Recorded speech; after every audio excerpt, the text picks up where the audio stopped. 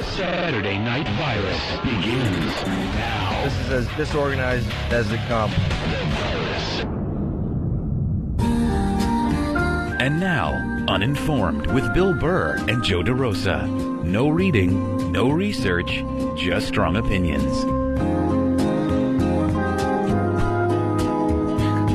All right, hello. What's going on? I can't hear myself. I can hear you. Okay, you can hear me? Well, that's all I need, Joe. Hey, it's you're listening to Uninformed, as you heard from the intro there, Bill Burr and Joe DeRosa. And believe it or not, we're finally back. We're finally back live. So at any point you guys want to call in, we can actually talk to you as opposed to pretending. Since we've been doing since, like, what, April? When's the last time we took a call on this show? Yeah, for the last 4 months ago. Yeah. I felt like when you're like a kid and you have your friends over, you're like, let's make a radio show on your boombox. I felt like that's what we were doing. Splicing it together. Yeah. But, so anyways, people been, actually, I think I got maybe 5 emails, Joe. People saying that they're excited that we were back. I don't know about you, Joe, but I'm definitely... I'm psyched. Yeah. I can't wait. This feels like a real radio show, even though we're in the Baby XM room. Yeah, we're back in the Baby XM. They're doing some renovations over here, so we're in the small room again with the door shut, and there's no air conditioning. So, it's gonna be or is time. there air conditioning? It's just not that good. You know what it is, dude? It's your fucking aura. It's my aura? Yeah, just heating up the room. My stink. But anyways, all right, let's actually try to be entertaining here. A lot of shit has happened since the last time we did this show. Joe DeRosa turned 30 years old. Big 3-0. Still not doing sit-ups. Not so sit-ups. Still eating like shit. Yep. I'm moving to L.A. Bill's moving to L.A. Joe DeRosa's renting my apartment. So right now, he signed the lease the other day. Actually, how do you feel about that, Joe? You are legally bound to me. You should have a little bit quiver in your voice when you talk to me now. I don't feel good about it, Bill. You know what? I don't feel good about you not feeling good about it. 'Cause I really need you to make the rent so I can go out to L.A. and become the next redheaded Punky Brewster. You need me to make rent so you can continue to be legions more successful than I am. And I'll pay the rent. That reminds me of the first show, dude. I totally forgot how fucked up your credit is. Yeah, my credit's fucked. You're going to rebuild it, though. Are you already fanning yourself with your big platypus hand? I'm already hot.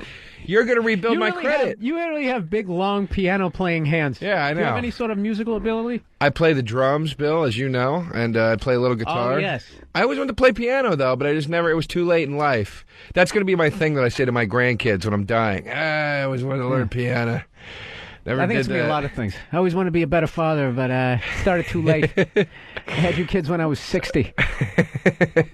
So wait, Bill is that? Are you opening the door? I'm opening the door. It's Dude, if I got to watch you fan yourself like some golden age starlet, they told us to shut the door because it would sound better, but fuck it, it's too hot.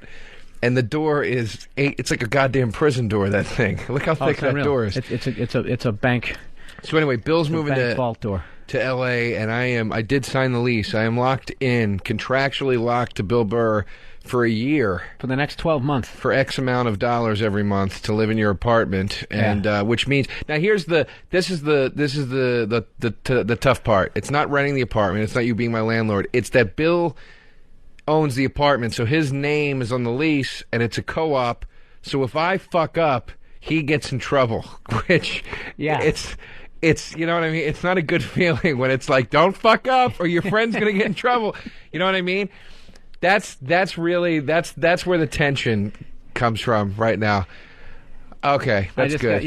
We just got our first little update. Phones aren't on and they're working on it. Fantastic. Good. I thought the show was bombing. I was like, wow, nobody gives a shit. Evidently, everybody's over at the PNC in New Jersey. That number is 866-WOW-1-WOW. I didn't say it at the top of the show. 866-WOW-1-WOW. And, it would be great if the phones were working.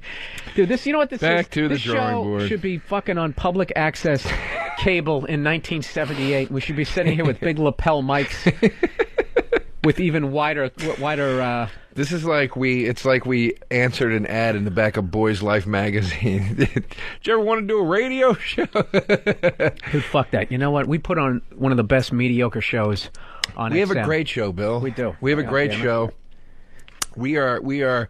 So how do you feel about me being tied to you for the next year. Okay, to go with Uninformed, with our percentages, I feel, you know what? I feel 78% that you're going to do the right thing, but I know you're going to fuck up. You're going to do something. What kind of thing is that to I'm going to say? tell you why.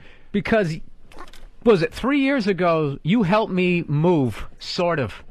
You just showed up with, like, other comics, right? And you were looking for stage time. That's why you showed up. Basically. And all you would do was you would rather than actually move shit, you would just look at heavy boxes and then just sit there and rub your head, acting like you were trying to do this physics problem, like, God, how do I get my arms underneath that? And I was there because you paid me $50.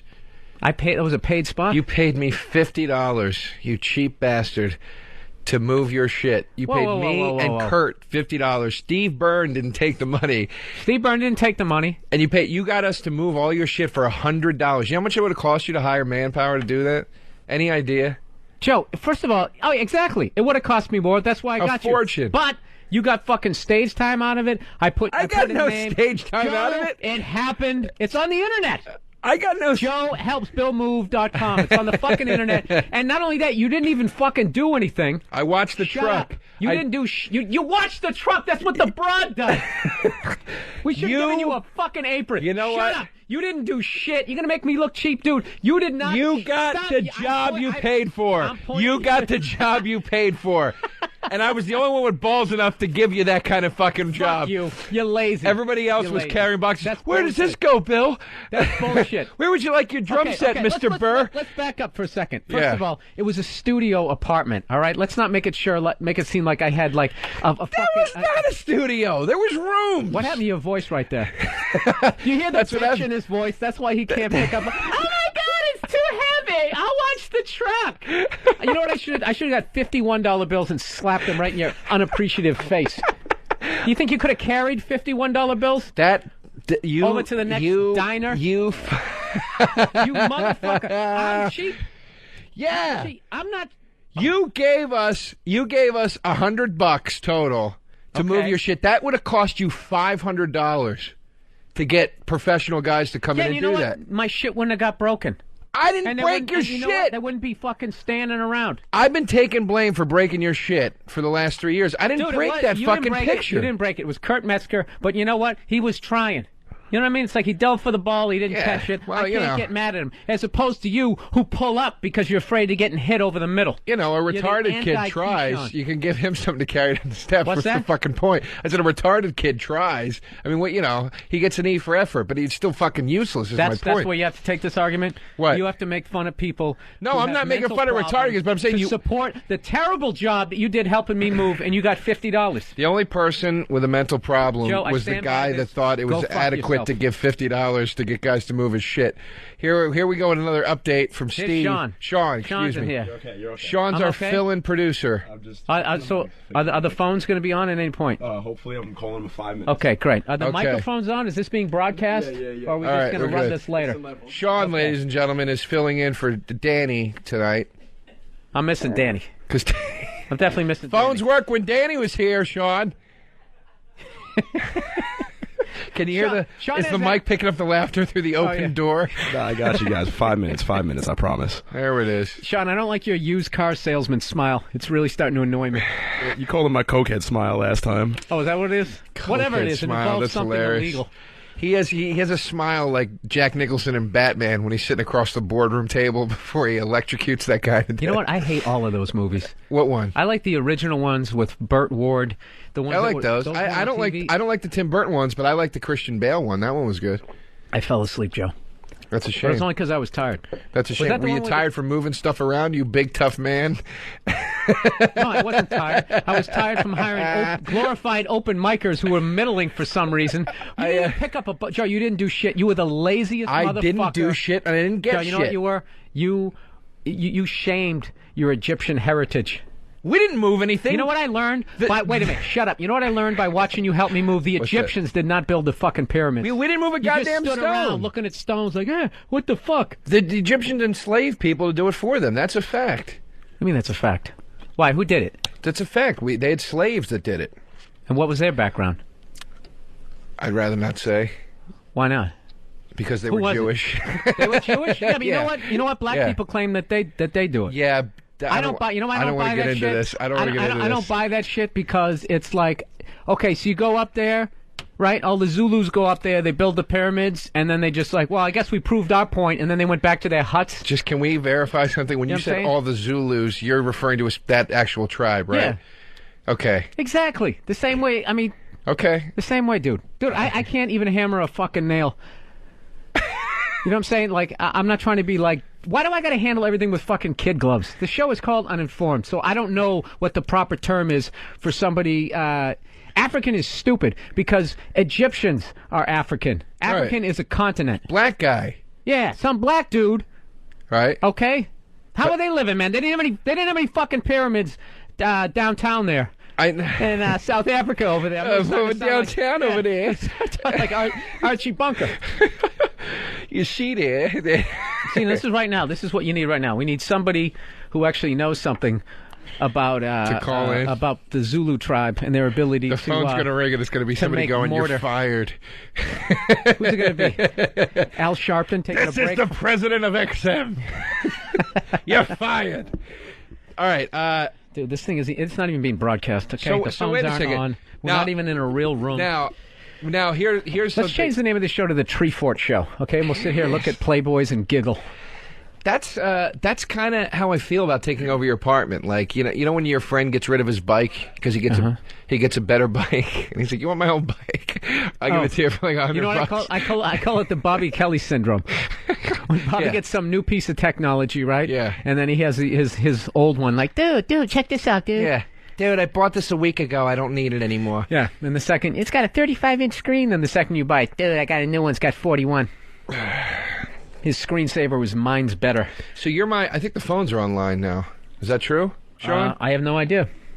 Sean? What's up? Are the phones online? Is that why you went okay? No, we're having a problem in D.C. apparently. I'm gonna tell you right now. This is why the phones are not gonna be on. When your engineer, where you're like Sean, he just goes, "What's up?" Dude, just go back to smoking or snorting, whatever you're doing. We're just gonna once again do 3 hours of fucking radio staring at each other. I'm calling him like every 5 minutes, so I'm gonna call him every 2, you cocksucker. The second I get updated is the second you guys will get updated. All right. I like how his mic sounds better than mine. It does. He's nice and crisp and clear. He's got that fucking Shadow Stevens bass tone going on over there, and we got nothing. You don't know who Shadow Stevens is? No, I don't, Joe. But you know what I do know how to do? Is pick up a box when somebody pays me $50 to do it. How do I want these fucking phones to come on because I want to know what these people would feel like if you were their landlord. That's what I want to know. Most times when people help their friends move, the guy just we weren't friends back then. We weren't friends at all. Well, let me ask you a question. Why did you do it? Because you offered me $50 and I was that poor. I needed $50. Okay. So I helped you out. Yeah, and I helped you out. Hey, if you're standing on the corner with a fucking tin cup, Joe, I don't think beggars can be choosy. I helped you out. That is a saying. I helped you out. I know it's a saying. And I helped you out. You needed somebody to watch the fucking truck. I watched it. What were you going to do, leave your shit out there unarmed or unmanned or whatever? I stood on that truck, made sure nobody stole shit. People were taking shifts. It was a 4-floor walk-up. It was brutal. I'm not going to lie to you. It was brutal. It was awful. Steve Byrne was like the marathon man, just running up and down the stairs. Remember when Steve Byrne left for 2 fucking hours in the middle of it and then came back? No, Joe. The only thing I remember was you not doing shit. You're hurtful. Maybe I don't remember because Steve didn't even accept payment. Because he was headlining 18 colleges a week and he didn't need the fucking money. No, you know why? Because Steve Byrne is a decent guy. Oh, he is a decent guy. He's at least 38% more of a decent human being than you are, Joe. You're a real son of a bitch. You know that? I feel... you know what, Bill? I'm not going to go that route with you. No, you went that route. I feel 95% great that you're my landlord and that you're my friend. Totally different subject. And don't try to guilt me. Dude, every once in a while, friends have riffs, okay? And we brought up something we shouldn't have brought up. All right? No, we should have brought it up. It was funny. It was funny. I think we talked about that before. All right, then why do you have to have the fucking We Are the World ending to it? Because I'm being a douche. What do you All right, you know being fucking sincere? Yeah. Jesus Christ. Because I'm being a douche. You should sell those T-shirts at the end of your show. I'm being a douche? No, because I'm being a douche. And that would explain That's the 90% of your fifth- fucking behavior. That's the fifth T-shirt idea you've given me. We should put this for when the phones come back on. Let's have the callers vote on this. Vote on what T-shirt I should sell, because you said I should say that's the newest one. Because I'm being a douche. One of them was scratch-proof my ass because my glasses were scratched. Oh, yeah, no, wait, you got to give the backstory. Joe just has a habit of just saying dumb shit that I think would look good in a T-shirt. And the other day, he's in my apartment, which is soon to be his apartment, and he's just in his own world looking at his new glasses, and he starts rubbing them with his T-shirt like an 80-year-old man. He goes, scratch-proof my ass.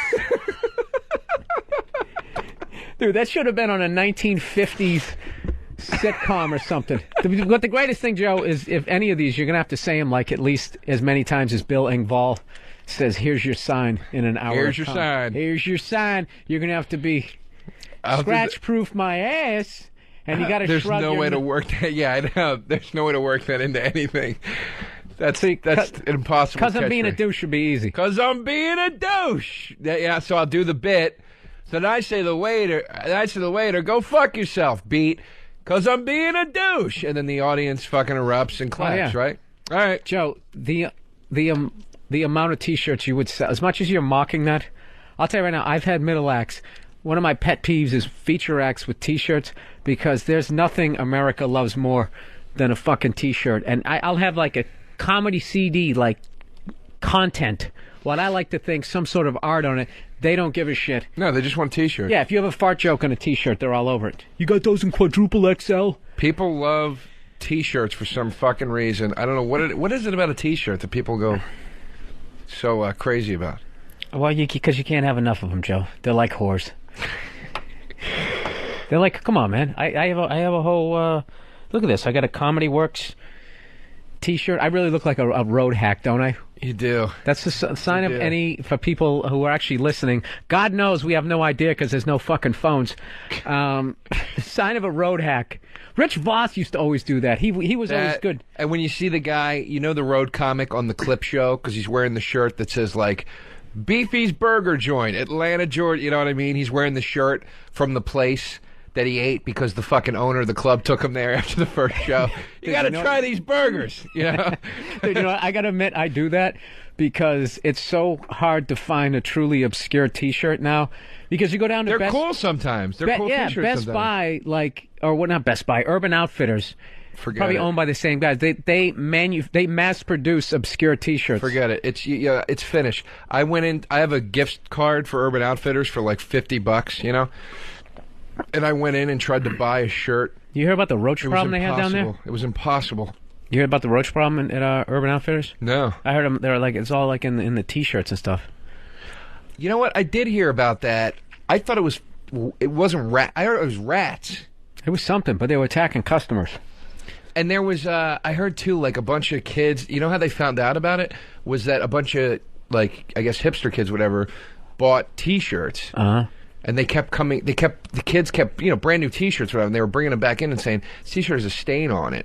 And they didn't know what the stain was. And they had gotten That's because they said it in, like, an ironic way, so they didn't think that they were actually serious. But they had gotten back, like, something like 50 or 75 or 100 T-shirts with the same stain. And they looked into it, and they found out it was fucking fecal matter. That's why they went out of business.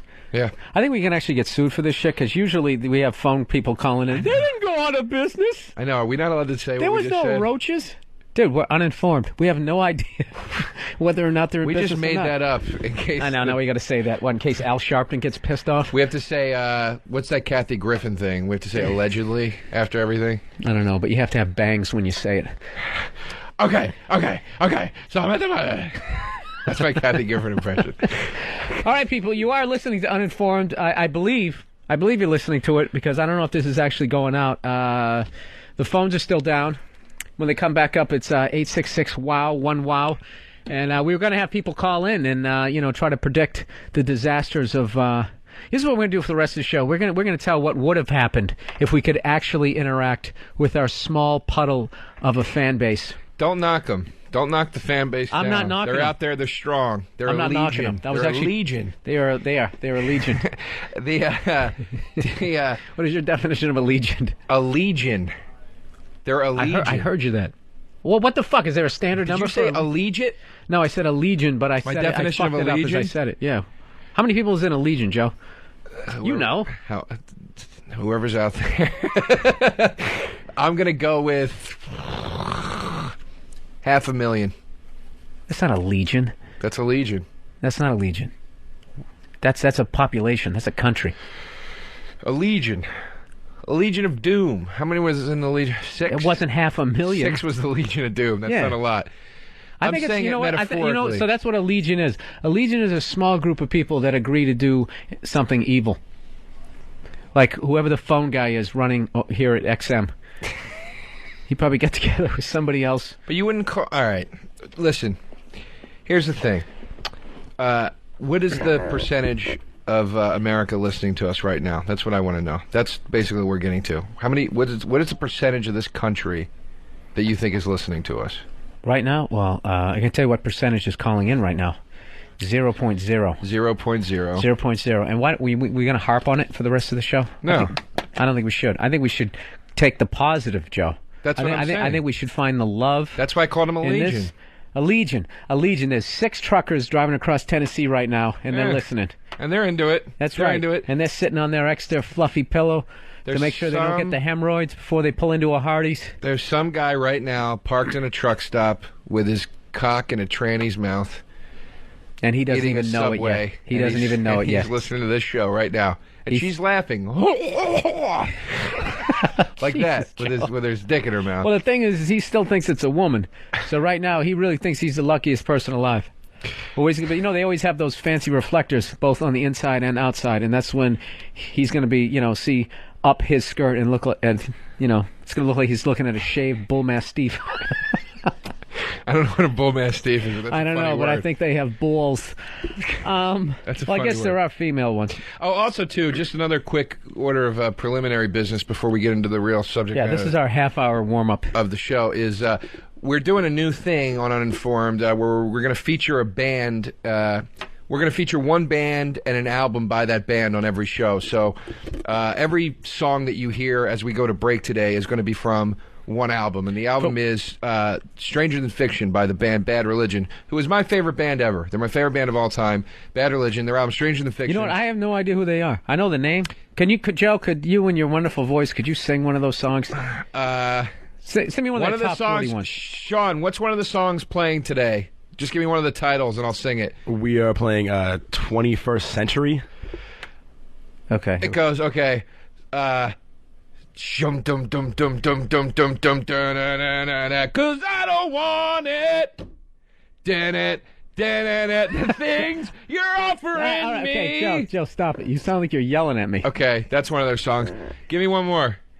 We got Better Off Dead, I think. Until then, better off dead. A smile on the hole in the head. Come on, keep on coming. No, stop. Sean, stop. Dude, that sounds like when they roll credits to a bad coming-of-age, 1980s movie. Just one more. Let me do one more. I'm having fun. Just do the music. One more. You got Hooray for Me. Well,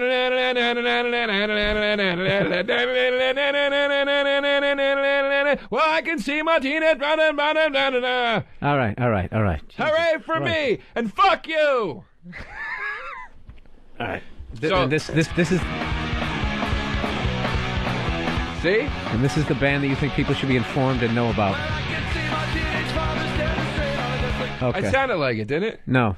Hey, yo, dude, in your head, you always think you sound exactly like the album, but at some point So you will anyway. be roasted, and we'll be playing that audio back. All the songs from today's program are from the album Stranger Than Fiction by Bad Religion, the best band ever. Go out and see them. They They're going to suck. be touring this fall in support of their new album, New Maps of Hell. You know what? They don't suck. Your version of what they did sucked so bad. If you wanna know- I'm gonna have to wait 5 years to even listen to that fucking album to get that If you whole wanna- what you just did out of my head. If you want to know who they are, they're a punk band. They started in 1980. They're still going strong. They're amazing. Lead singer is a college professor, in addition to being a So what? punk That's singer. supposed to make them interesting? No, they're very cool. They sing a lot Really? about science and God and religion and Listen, you know what my atheism. They're criteria very is interesting for a band. good lead singer? If you don't choke on your own vomit and die, that's it, man. You're not a rock star. He teaches a class. What does he teach? Meteorology? Close, actually. Some kind of biochemistry thing or something. He's a very interesting guy. He's a very intelligent guy. They were very I'm intelligent. not saying he isn't. I like them. I know you probably like your schlock rockin' fucking Porcupine Bush band that you like so much. Oh, Porcupine Tree? You know what it is? I like the drummer. Nothing was gayer, by the way, than the day you played me them and you were air guitaring it for me. But not to be funny. You were just air guitaring it because you were feeling it, and you were doing like the white man overbite, and you were going like that. I'm white, and I'm not going to apologize for it. What was I supposed to do? Walk like an Egyptian? Whatever the fuck you people do? That was as bad as what I just did, but in a whole different way. There was something. Yeah, but I had the decency not to do it on air, Joe. Or to have it filmed. I did it in the privacy of my own home. No, you did it in this studio while Danny was ripping the song. That never happened. And you were looking. It never happened, You were making Joe. a face. It was almost a face like it was inappropriate. It was freaking me out. Well, I'm glad I can make you uncomfortable, Joe. And speaking of uncomfortable, how long do you think before you ejaculate in some way in my apartment that I own? I'll tell you how long. The first day, I'm going to shoot a load right into that new stove you have. I can't even laugh at that. Shoot it right down into that gas burner, and you're going to come back. What's wrong with the stove? Joe, that's not even funny, man. That's just absolutely disgusting. Billy got a new kitchen put in. That's what. First that's of all, what I'm don't say it like to. I'm 3. Billy got a new kitchen put in. No, I got a fucking kitchen that's going to get you laid. You can actually act like you own that place. Do you realize the lies? Forget about the lies that we already told about Urban Outfitters on this show. Right. The lies that you're going to be able to say that you actually headline on the road and are making some sort of a decent income to be able to afford. Dude, I own a microwave. It's fucking hilarious. I'm talking about it like I won the Showcase Showdown. Dude, stainless steel microwave. In New York, that apartment is like a mansion. You know? It's a great apartment, dude. Oh, yeah. It is. It is a great apartment. He put a brand new kitchen in to the tune of God knows what. And I think that's what you're really worried about more than anything, is that I'm going to fuck that kitchen up in some way. I'm not worried about that, Joe. I'm worried about, I don't mind if you cook a pork chop and you set off the smoke alarm. I'm going to cook a fucking hot load is what I'm going to cook.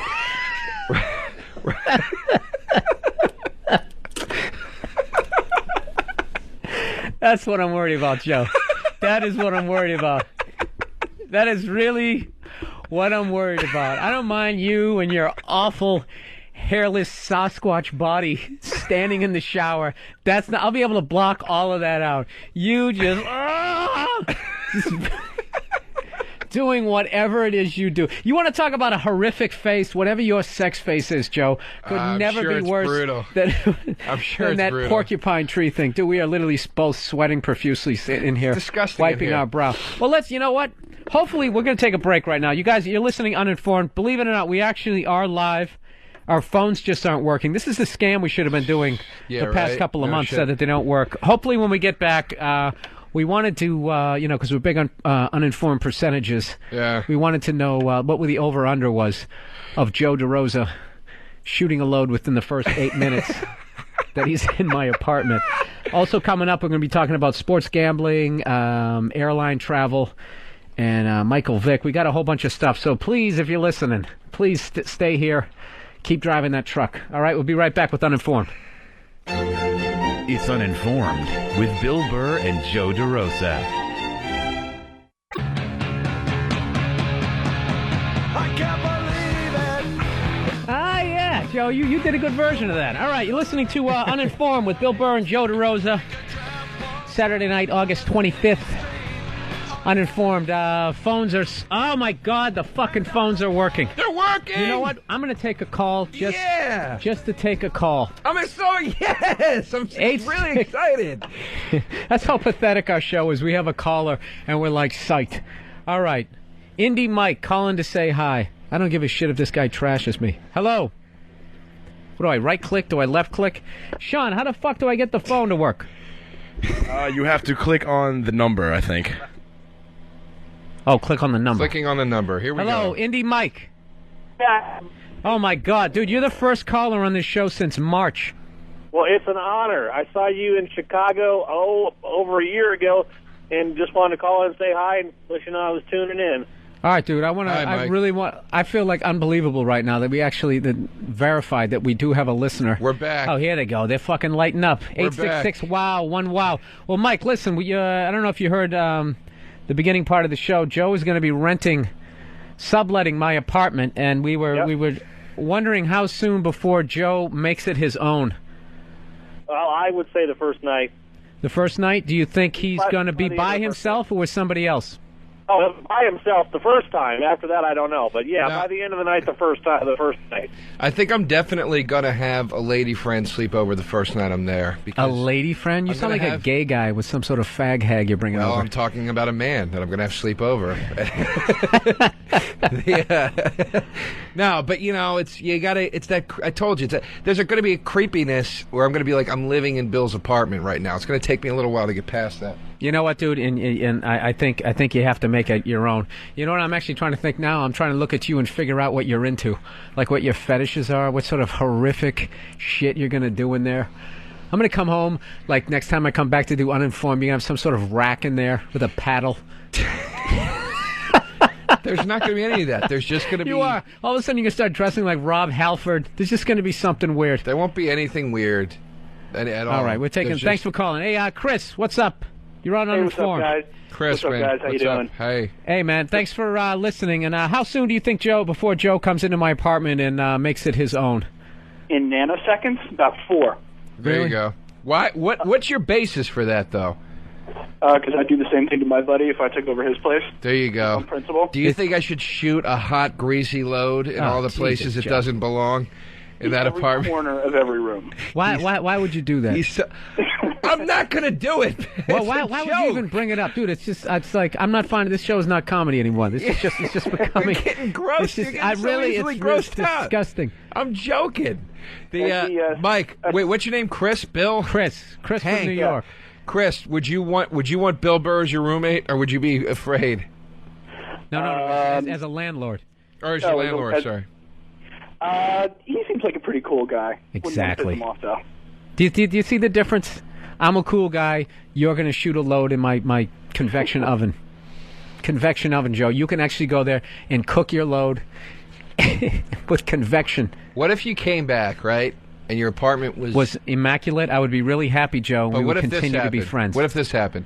What if your apartment was completely taken apart, right? Nothing was where it was. I mean, everything is just broken down. What do you mean? What do you mean broken down? Gone. The stuff is just not there. It's just empty. It's an empty room, okay? Okay. One giant empty room. You go, where is all my shit? And I say, well, I had to get rid of it, but it was because I... Because why, Joe? I can't get this out, dude. No, you got to say it now. But if it was not there, but if it was for a cause of greater good, like your shit was gone, but I'd created like the telepods from The Fly, and I created teleportation devices in your apartment. I said, Bill, your shit's gone, but look what I invented. Would you be mad or would you be happy about that? If I got a cut to teleportation, absolutely, but you'd still have to open for me for the next month to pay for those leather couches. Okay. All right. Hey, here's a guy right here. We're going. Thanks for calling, Chris. Hey, Dale, what's up, man? Dale, you're in Oregon. You said you leased an apartment to a friend. Yeah, I leased an apartment to a friend, and he fucked me over bad. Okay, let's back up first. Did you own this place, or your name was just on the lease? Oh, no, I own it. Oh, my God. What was it? Was it a house? Was it a condo? Is it any surprise, by the way, that the stories people are calling in with, I'm not surprised at all that that's the first. Dude, it was a fucking train wreck. It's going to suck. That's all anybody ever calls in and says. I can still rip up your lease, so shut your face. Dale, I want to hear what's good. So you owned what, a condo or a house? A house. It's a 4-bedroom, 3-bath. Out in Portland, Oregon. Okay. Great area. And... How well did you know this person that you rented the house to? And please don't say you host a show with him.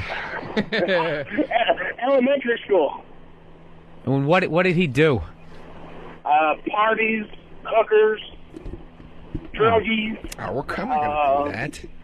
In one room, you put a stripper pole in it. No, we didn't. Oh, come on. Bullshit. Yeah, I'm not buying that. And then what? He had a kilo of Coke on your glass coffee table? There was a donkey.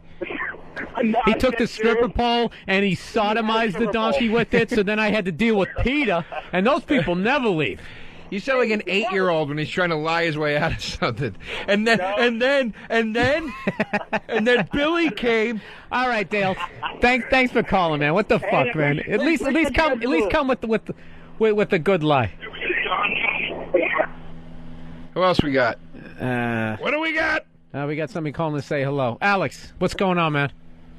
Hey, how's it going, guys? Hey, Alex. thanks for calling in, man. Yeah, I just wanted to say, Billy, man, loved you for a long time, man. Okay. Since O&A. Can you not say it in that creepy voice? Creepy voice, man. Listen, Yeah. how do you think I feel? Billy, How do you think I feel, man? I've had to live with this voice for my entire fucking life, man. No, now it doesn't sound creepy. Well, you know what you could do? You could pick up the pace. That was kind of... Billy, I just want to say... I just want to say I loved you for a long time. Always man. enjoyed. I'm sorry, man. I mean, I didn't know if you were talking to Alex from Nebraska or Alex from New York. Oh, okay, my I'm fault. Well, let sorry. me ask you this: How long do you think before Joe moves into my place that he makes it his own? I don't know. It really depends on like what kind of porn he got in there, you know. You don't think Joe has his I own got rack of plenty porn of that my he's going to be own. moving in there? Stuff. Well, I don't know, but I mean, if I was moving into a friend's house, you know, I'd look for his porn first. You know. Well, he's not going to leave his possessions Jesus behind Christ! now. Yeah, I know. Why don't I just have a crackhead move in and I'll leave crack on the fucking table for him? He's taking his I things guess with you're right. I him guess to his you're new right. house. All right, Alex. Thanks for calling, man. All right, thanks, man. Thank you. All right, dude. That wasn't bad, man. We got some callers. People saying, "What's up? What's the point of the show? Show is awful, unlistenable." Who said that? I know some guy. He's been on hold Put for him like on. Put him on. two Put and him a on. half 2.5 minutes. Put Okay. him on. Matthew. Yeah. Hey, man. Big fan of you. What's going on? Listen, Bill, I like you. You're a pretty funny guy, but this show is not funny. It sounds like you and Joe are trying too hard to be funny. It's not coming off. Okay, so what do you suggest we do, sir? I leave.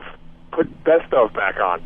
Put what? Really? Put best of back on? Sir, why are you sitting at home listening to radio on a Saturday night? Why aren't you in Jersey with the rest of the so-called comedians? Why aren't you? Oh, that's why he feels You're right, shunned. because he feels shunned. The only comedians are on that tour. There are no other comedians in the entire country. You're right, sir. This show is really... Play it back and be objective when you get home. Listen to it again. Okay, Matt, I want you to... absolutely, I will. Do you listen to our other shows, Matt? Yeah, I've heard of them, yeah. It's not funny. You're not funny. Nothing that you've said so far has been funny. Me or Bill? Both of you. So why are you listening? So why do you continue to listen? Why would you call in? You even have a fat voice. What? I don't get what he's saying. What does that mean, Matt? I don't Come on, Matt, trash us or get going here. All right, he hung up. There you go. All right, He see? hung up. Dude, you knew that's where that fucking call was going If to go. anybody knows Matt, he's a cunt.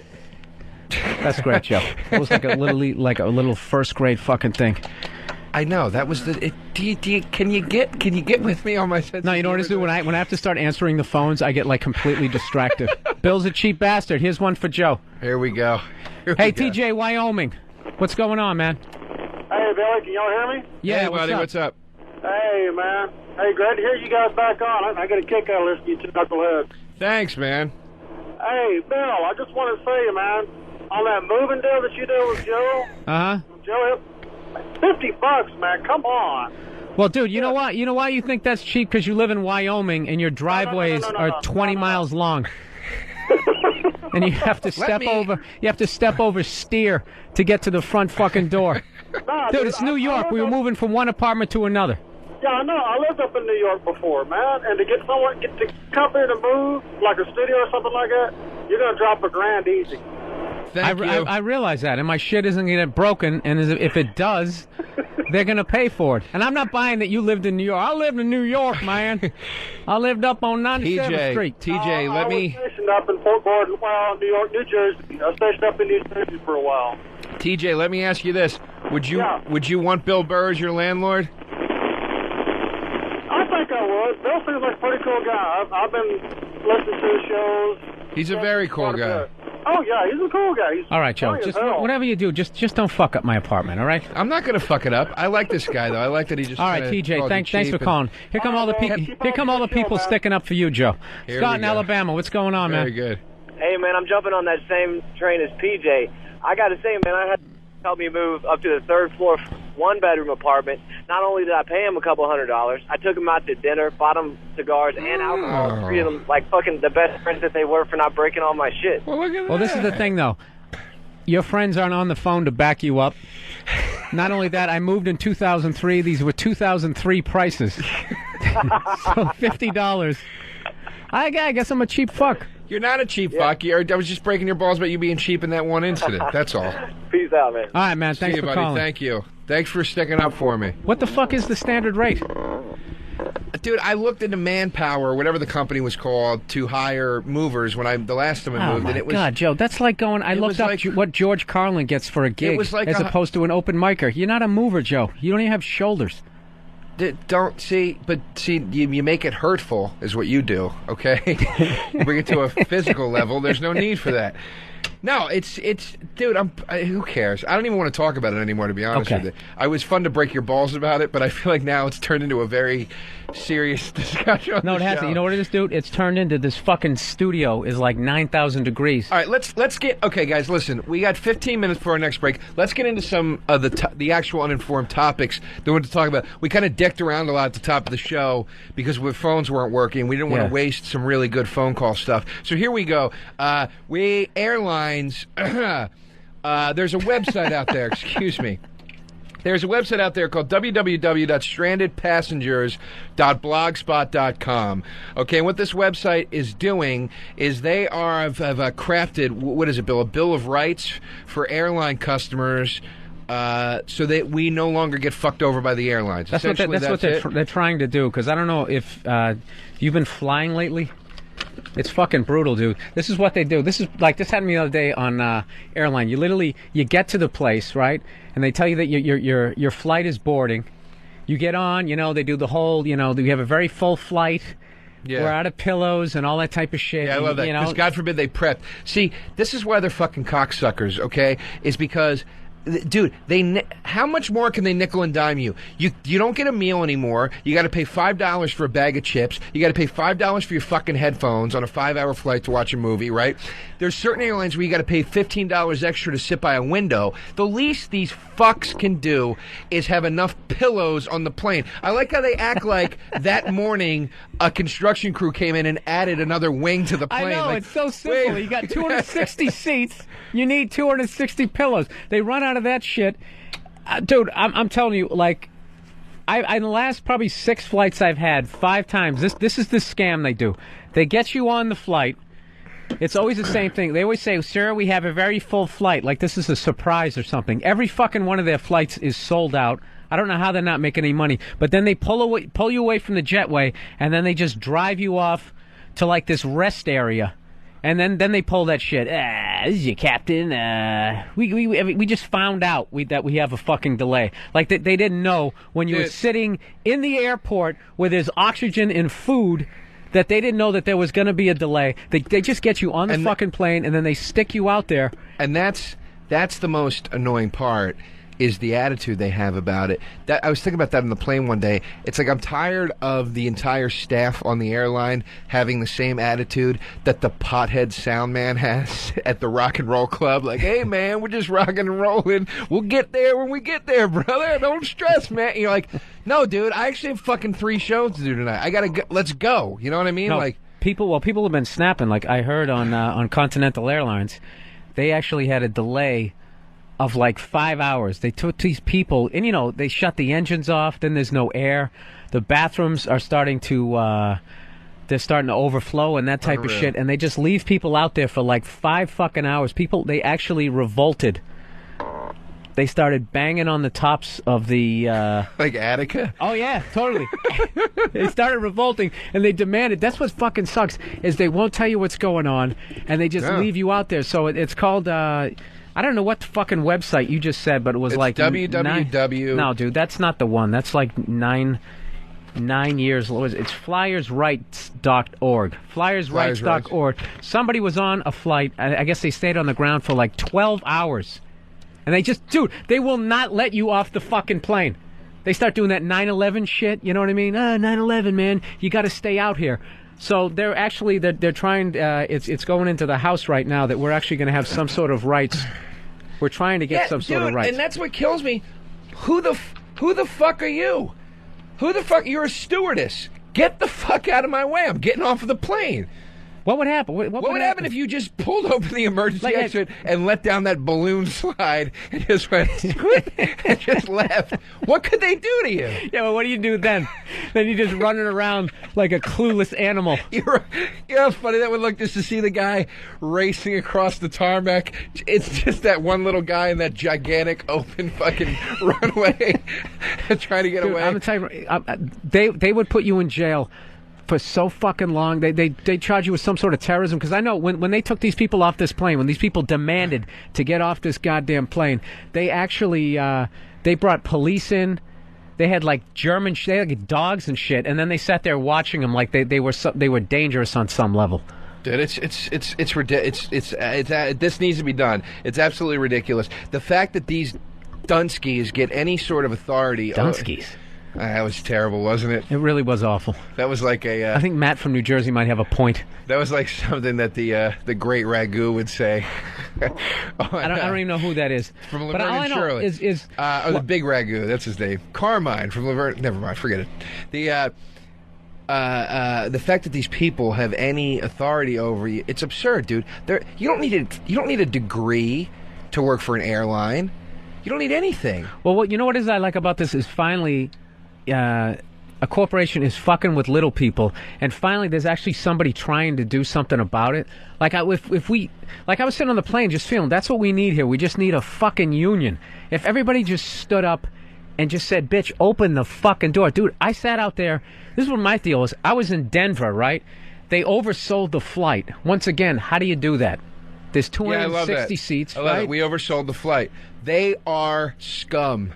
They are scum. These airlines are scum.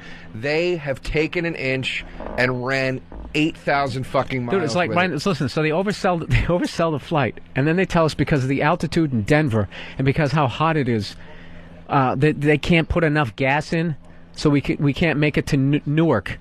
We're going to like crash in Kentucky or something. So we had to fly to fucking St. Louis. We land. Then we sit there for an hour waiting for the gas guy to come over. He puts gas in the fucking plane. And then what do? They drive us over once again off to the side. You think you're taking off. And then they just shut the engines off. And then they're like, there's a delay in Newark. And it's just like, will you stop? Just stop lying to me. What's going on? Are there too many fucking planes?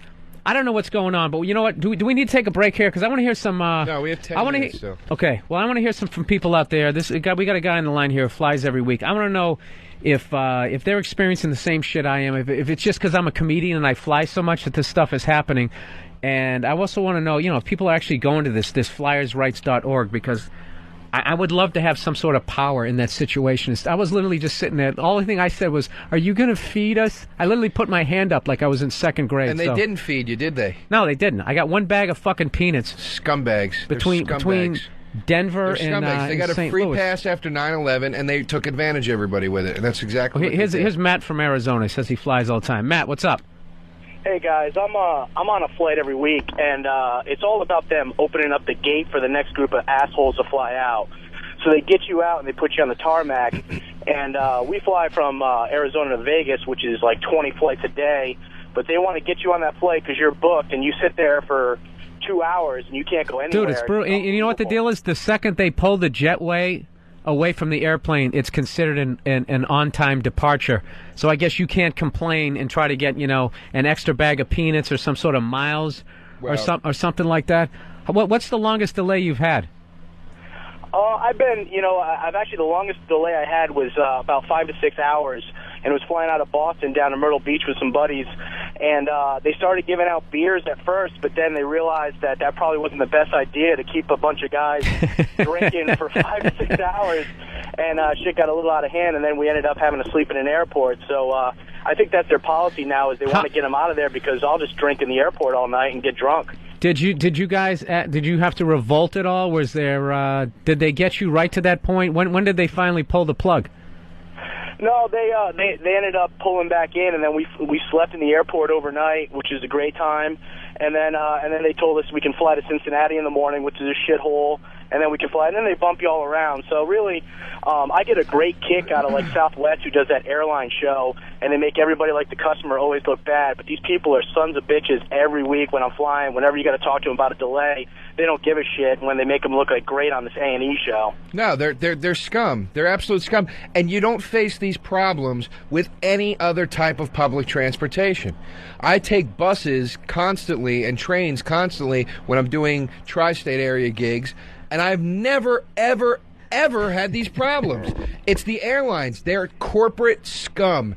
Absolute as opposed to what, the mom and pop Greyhound bus station? But I'm serious, dude. I mean, you take Greyhound. Greyhound, it says bus leaves at 12 o'clock, gets in at 1:50. That fucking bus pulls in on the nose every time at 10 of 2. If not early. Well, I'll tell you right now, you get treated. The only difference between taking the bus and flying an airplane is with the bus, at least you won't plunge 30,000 feet to your death. All right, man. Thanks for calling in, man. Well, no, because airline travel is the safest way to travel. You know, these fucking douchebags, they've really fed us all this bullshit for all these years. And Joe, the anger you have, you literally sound like you just stepped off the airplane. Dude, it infuriates me, man. I went through something once where I had to fly from New York to oh, damn it, where was I going? I was going to like fucking Kentucky or something like that. No. I was going to Texas. No. I was going to... Maybe you were on a bus to Albany, Joe, I was going and you somewhere. dreamed that you actually had a gig where they bought you an airplane. I was going from New York to somewhere on the East Coast, right? The goddamn connecting flight was going to be late, or the first flight was late, so we were going to miss the connecting flight, so I had to fucking fly down into fucking like Florida or some shit, and then transfer there, and then shoot all the way back up. It was the most harebrained fucking configuration. Dude, you know what the worst one is? I can't stand Southwest because I hate how they try to act like they're just so relaxed and shit. We gotta take a break coming up. No, yeah. Have you ever flown Southwest? Yeah. They all dress like fucking Robin Williams. Yeah. They got like Hawaiian shirts on and shit. We don't do seat numbers here on Southwest. You just pick any seat you want. Yeah, right? I want a certain level of professionalism, and I want the captain to be in control. But dude, when they pull you off that runway, dude, that's happened like, I swear to God, like 4 of the last fucking 6 flights I've taken, and the second they cut those engines, you know you're fucked for the next 2 hours. They don't feed you. They don't bring anything around. It's brutal. Dude, JetBlue's like that, too. They have all those dumb fucking broads running the fucking flights. Yeah, and they come on and they're joking around. Oh, looks like we're stuck on the tarmac. Sorry. Are you old enough to remember when stewardesses used to be good looking? Yep. The second they went to flight attendants, it just became old broads and gay guys. Yeah. It sucks. It's fucking sucks. horrific. And then you know they do the thing too. I had this fucking guy, this gay dude once. He was pushing the the drink cart. Uh-huh. He fucking rammed me twice with the drink cart in the leg, and then another time he walks by me and he fucking elbows me in the head, and I buzz the thing, and he comes over and he's like, "Yes, can I help you?" And I go, "Yeah, you want to fucking say excuse me when you elbow me in the head, dude?" And he's like, "I didn't elbow you." And I go, "Yeah, you just fucking elbowed me, dude," you know? And he's like, "But I'm sorry," but, you know, it's like, yeah, I'm a dick. Yeah, I'm a dick. I remember I was on one flight once. I didn't realize this topic was going to bring out such passion in you. I was on JetBlue, and has anything good ever happened to you on an airline? I mean, I'm kind of pissed about this, but I'm nowhere near this mad. Never. I was on a JetBlue once, and it was when those Geico commercials were big. I just saved a bunch of money, right? Uh-huh. And the chick comes on the fucking thing. She goes, well, everybody, looks like we're going to be sitting here for about an hour. We're 19th in line or whatever, right? Sorry. And then she clicks off. Then she comes back on. She goes, "But I have some good news. I just saved a bunch of money. We switched to Geico," and starts laughing. She did that joke? Yeah, dude. And my fucking blood was boiling. Did it bomb? Please tell me it bombed. Yeah, it bombed. Everybody was pissed off. And then I had a fantasy in my head that I would come on the loudspeaker and go, "Hey everybody, I have bad news. Your plane has just been hijacked. But I have some good news. If you look out your window, you'll see that miserable cunt fall to her death." Jesus Christ, Joe. I'm great. And the fan just fell because it's 90 degrees in here. That was a bit I did for a while on stage. And how did it go, Joe? It went okay for the first couple times, but then... I gotta admit, I didn't like it. You didn't like it? I didn't like it at all. Why not? Because we have to take a break, Joe, and I had to fucking trash you at some point as we go to break. We got coming up in the next hour. We're gonna be talking about gambling, sports gambling, and all that type of shit. Joe, you're a big sports guy, right? No. That's one thing I can be sure of when you rent my apartment. Okay, I'm sure you'll be jerking off in every fucking room, but you will not be watching SportsCenter at any point. All right, that is the good news. Okay, the only good news I got. All right, we'll be right back with Uninformed. Call Bill Burr and Joe DeRosa right now, 866-WOW-1-WOW. That's 866-969-1969. All right, we're back. Uninformed, Bill Burr, Joe DeRosa, going into the second hour here. We actually do have phones, finally. What the hell's the number here? The number is 866-WOW-1-WOW. We're going to be talking about sports gambling and that type of shit in the next hour. And who better of a guest to have when discussing sports gambling than Mr. Doug Signier, good friend and comedian. Yeah. Hello. Extraordinaire.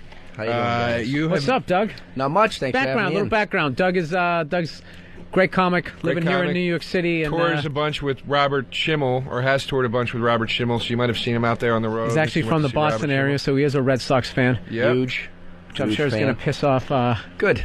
a good 46%. Did they win or lose tonight? They were up 12-2 in the bottom of the ninth, so I'm hoping they won. How did they lose last night?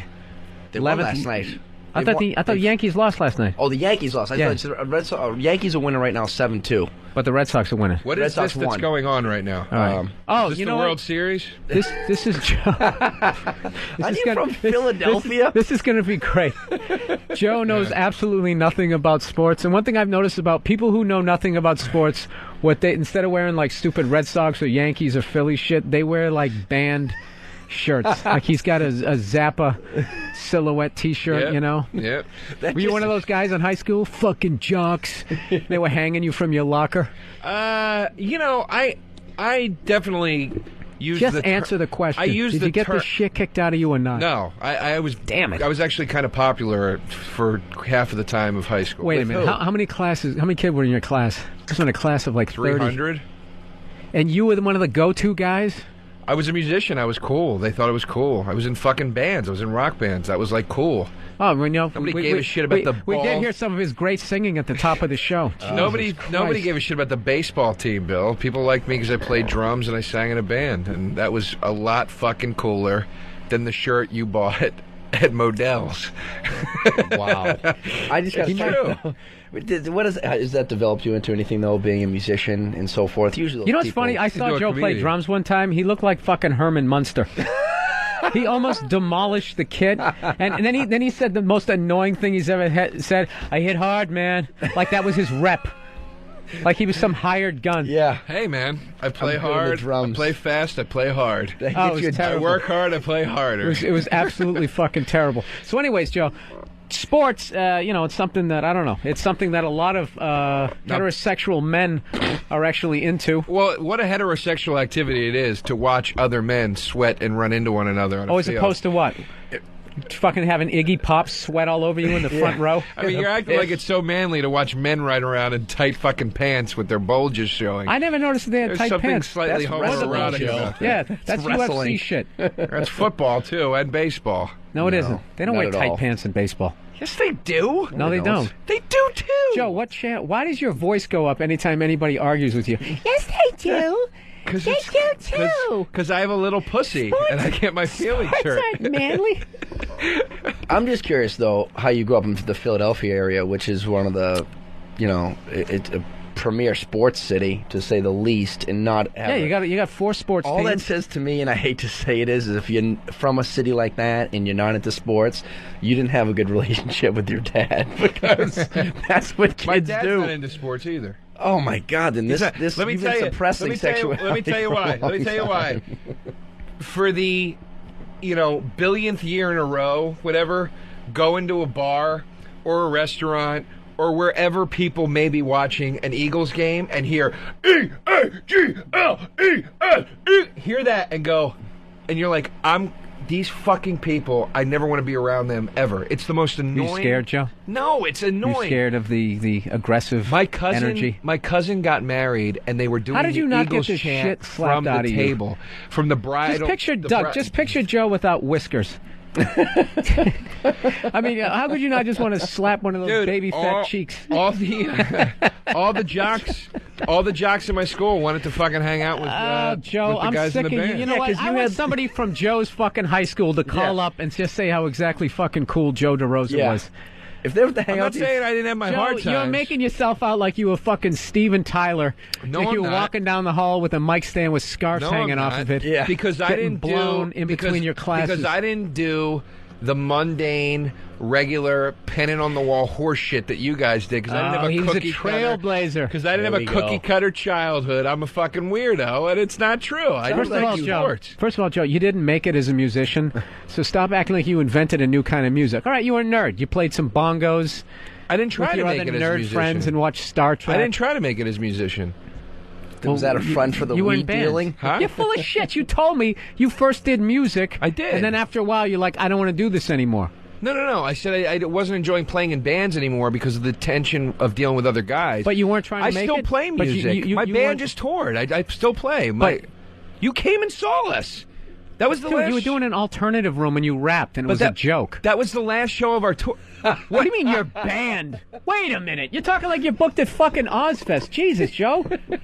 Bill, we toured up the fucking East Coast. We did 5 fucking shows in a row in 5 different cities. That's a tour. Do you guys have a It's bumper every bit as sticker? legitimate as a comic going on the road. If I have 5 college gigs in a weekend to make my rent, I'm on a tour, or Look, am I just I'll tell you fucking this.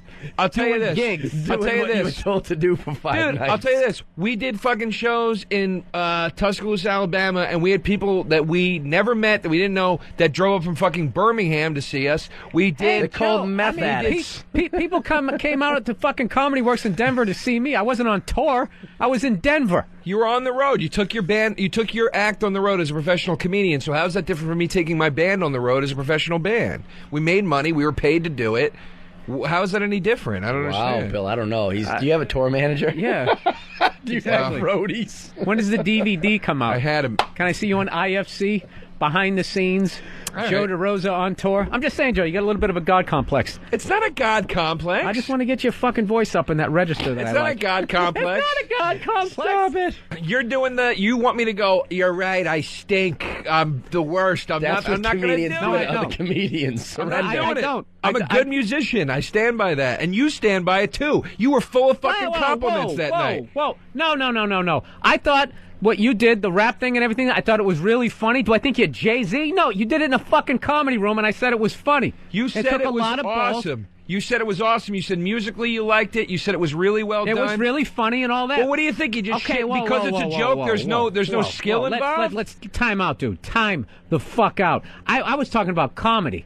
That's what I was talking about. Everyone was doing comedy there that night, and I It's love what you did. comedic. I thought it was great, dude, without a fucking doubt. For you now to act like you walk into Guitar Center and people start whispering, "Oh, Joe DeRosa's here." No, I didn't wonder say if he's that. gonna I didn't pick say up the that. fucking bongos. I didn't say that. But my point is, where do you think the music and the lyrics for all Joe, that shit where come did the from? fun go in the show? Can you raise your eyebrows to half But let me ask you a question. Where do you think the music and the lyrics come from? Doug do you think Signier is our guest do you here to think talk about somebody sports. Do you think Yes. somebody just mails that stuff to us? We have to fucking create it. That's musicianship. That's Wow. skill. The That's problem talent. with comedy, Wow. It wouldn't be as good. Trust Jesus, me. I hit a real sensitive. Joe Because- doesn't like to fly, and goddamn it, don't make fun of his fucking Because group. I get fucking annoyed because comics do. Let me say this, and then we'll get into the sports stuff. Because I get annoyed because every comic I talk to pulls that shit where they're like, "It's just a joke," which is the equivalent of going, "It doesn't take any effort or Hey, talent." Doug, you and know it's what? bullshit. I bet Billy Bob Thornton gets mad when they make fun of his band too. Yeah. And he's played on The View. Hey, he's been on TV. Hey. I saw it, Joe. I'm in another band. We're putting out a real CD that's not funny. I'll play you that, and then you can say that that's actually good. Jesus, Joe. You know, Actually, what? Tenacious Good. D. Good. All right, you know, Joe, we actually have a couple of people on the radio here saying that they don't listen, they don't watch sports, and this guy Good. Will. I love it. Will, Everybody's Will, on my side Will's tonight. saying he's a manly man. Will, what's Hello? up? Yeah. Hey, man, you don't listen to sports, and you're a manly man. Yeah, I'm a very manly man. You know, I take it off the pooper every now and then, but, you know, it's fine. God. Oh, Jesus. I hate when flight guys attendant. do the setup He like stayed on hold for like fucking 10 minutes. All right, man. Thank you for calling. All right. You hear how his voice? Yeah, went up high just like yours. Now, hey, Lamar, you're on. You say you're not into sports? Yeah, I'm not into sports, man. I'm also somewhat of a musician. I played in college and in high school. Okay. But I think we get more pussy than the jocks do, actually. Thank you very Well, much. you know what? I think you guys rape a lot less.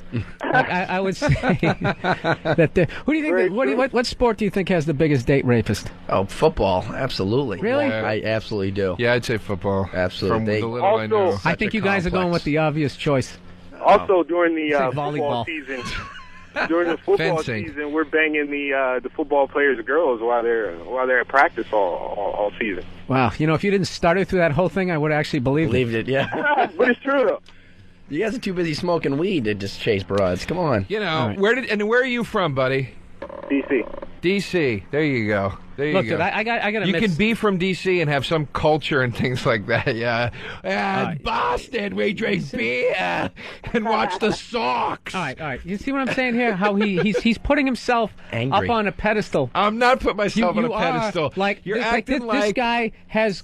I'm not saying that people who fucking watch sports are the shit. I was just teasing you for that, and all of And a I'm sudden fucking with you back. No, you were serious, Joe. I got mad Your when you made it eyebrows- sound like I didn't have any musical ability because the one thing 'Cause that it's you very saw me do sensitive. was humorous. I It didn't still think you takes had- musical. It's like saying Tenacious D doesn't have musical ability. They're great Hey, Joe, guitar let me players. tell you something, dude. I've worked with guitar acts on the road. Yes, they can play guitar a lot better than I can. All right, am I fucking I'm gonna play you my band. Are they I'm gonna play opening my for the band. Dixie Chicks? You know? I'm gonna play you my band where I sang. I'm gonna play you my band where I sang, and I'm gonna play my band where I play the drums. And you're gonna change your little tune there, you little redhead. Wow. Yeah, I really don't think. You know what? I got to tell you something, Doug. If we can get back on fucking course here and stop talking like Joe's needing his validation as a musician. Let's play it on the air next episode. Huh? Why don't You we know see what? if the callers want to do that? Next episode, This I'll person right bring in here. my band. Dustin, what's up? Arizona. You want to hear some of Joe's music? Fuck yeah, I want to hear some of his music. Okay. He said it was terrible. I thought he was going to bring it in this week on the last show. He said he was going to bring in some tape. No, I was going to bring in my... I don't have them. I was going to bring in my old rap tapes when I was in high school. Those are horrific. Those are horrific. Look, and that's what I'm saying. I think they're at my mom's house, and she lives in Florida. I can't find them. Trust me, I would bring them in, though. I'd bring them in if I had them. All right, Dustin. Thank. Okay, Joe. Whatever, man. Dude, sorry. You know what the fuck? I didn't think he was going to take this goddamn serious. I thought it'd be a little dig at There's no- Joe, and then we go into the sports There's no thing. need to And then, apologize. dude, when your eyebrows, I'm telling you, There's no need to apologize. I'm going to get a picture of him on the fucking website when you know The Joe eyebrows. is. You know what it is? Joe's fucking Egyptian bushy eyebrows. They start to meet. They start coming down. You It's said all right. what you said. You're deliberately trying to talk in a calm voice here, Joe. I know how you You're feel. quivering. You've made your point. I know your opinion on my talent. I'm glad I know it now. I would have hated to go through. Wow, he really took it seriously. You can't end a conversation with that. man. I'm That just is joking. awful. I'm just joking. It's like a parent going, "You are the reason we got divorced." Dude, I'm I gonna didn't you want to something tell right you. now. I'm gonna tell you something right now. joking. If you go out to go see Joe in his live rap thing, you're not gonna be disappointed. It was fucking great. I was totally entertained and all that type of Oh, stuff. go fuck That's yourself. what I'm saying. No. I want to clarify this. You Burr is backpedaling. I'm not backpedaling. No, I want Look to at him. clarify. I want to clarify, dude, because I'm not saying like. But dude, I saw you play drums. You sucked. He hits well. You suck. He hit hard, dude. Bill, my kid never recovered. Bill, And Bill, he goes, and Bill, he had that same Bill, stupid attitude. Bill, Shut up, that's Joe. insulting. I hit hard, man. Bill, that's insulting. What, my opinion? No, I don't suck, Bill. My I played, opinion? Bill. I was a jazz drummer for years in high school. I was the main jazz Jesus drummer Christ. of our jazz band. How good was the band in your fucking high school? Bill, We let didn't me have one. finish. It was the Let me public finish. Can you let our guest? We have I a guest, played Joe. drum- I It's played not all about you, drums. Joe. I played- We have a fucking guest. Don't say I sucked at drums. That's a really. I said it and I'll say it That's again, a Joe. really bold, fucking empty statement you're making. It's not bold. and it's not insulting. empty. I saw it, and You watched me play your set for 2 minutes, and you, as usual, you went for the joke instead of actually letting me play something. You made fun No, of how you- hard you- I was you- hitting your drums when I hadn't played He in was the year. destroying. When my I hadn't fucking played kit. in the year. He was I was destroying it. The fucking destroying kit. Because Billy plays like a fucking 8-year-old that's sitting on the kit for the first time. Is it okay? Will it break if I hit it this hard? Yeah, it's called dynamics and then accents. All right, sorry. Joe I don't spend my time watching DVDs. Hey, well, maybe you'd get a little bit better, Joe. Well, I played in bands, Bill. Did you? I played in bands. I auditioned for Joe, bands that I got did, into. Joe. I played in several different rock bands. I did Bill. that geek shit, and then I also went into geek comedy. shit. I then went into comedy. Dude, you know what? If you don't make it, you stink. I didn't stay in it long enough to make it. I didn't try to make it. I started doing comedy, and I did that. You quit on your career, buddy. You quit on it, and you know what? It's an itch you still want to fucking scratch, and I can't wait till you make it in the fucking movies, so then you can put together your little stupid Billy Bob fucking side project, rap/R&B fucking thing. I don't like how you're wrapping your insult in a compliment. I can't wait till you're a movie star. Because that's what you're going at. That's what you're going for. Because that is what you're good at. You're good at this shit, dude. And I told you were good in your fucking comedy room, and you little cunt, you couldn't even fucking take it. You're actually pissed because I watched you fucking beat the shit out of my fucking... I'm not a bad drummer. I'm not a bad drummer. For those of you listening at home, Billy has stood up and is finger pointing. I will challenge you. Finger pointing. I will challenge you. Like a bad call. I will challenge you. To what? To a drum off. Ooh. And I haven't played in 2 years. Okay, Joe. What do you want to do this, Joe? Where do you want to put the fucking drum kit in here? Because I'll do it. I'll do it in a fucking minute. Next time we come here, we'll have a fucking drum off. And just know that I know that I suck, unlike you. You don't who actually think That's you're what the it shit. really is. That's what it really is. Bill thinks he sucks, so he's going to take it out on everybody else and say that they suck. Doug, I swear to God, we're going to get to you. It's all right. I know I suck because you know when you like. I'm for a comedian, I'm decent, right? But when I go to Guitar Center, every other fucking time I come in there, not only is everybody better than me, but there's always like that fucking 11-year-old prodigy, and they're fucking insane. And I'm just looking at it like I do not have it when it comes to this shit. What annoys me about this guy is he's talking like he's, I don't know, like I see you in Modern Drummer magazine. Bill, there's obviously levels of ability, but that's like saying Dave Grohl sucks because he's not Chester Thompson. It's a ridiculous statement. Exactly. Isn't that like Joe DeRosa, Dave Grohl? You guys are definitely going on two different tangents. You're both great comics. That's a crazy I think Billy was just getting on the fact that you made it sound like in high school you walked around and people wanted to touch you because your ability to play all the I drum. said was, there's no mediating on this show. You got to have a strong opinion. One of us is fucking full of shit. All I honestly said was he asked me if I was a dork in high school. I said, no, I was actually kind of popular.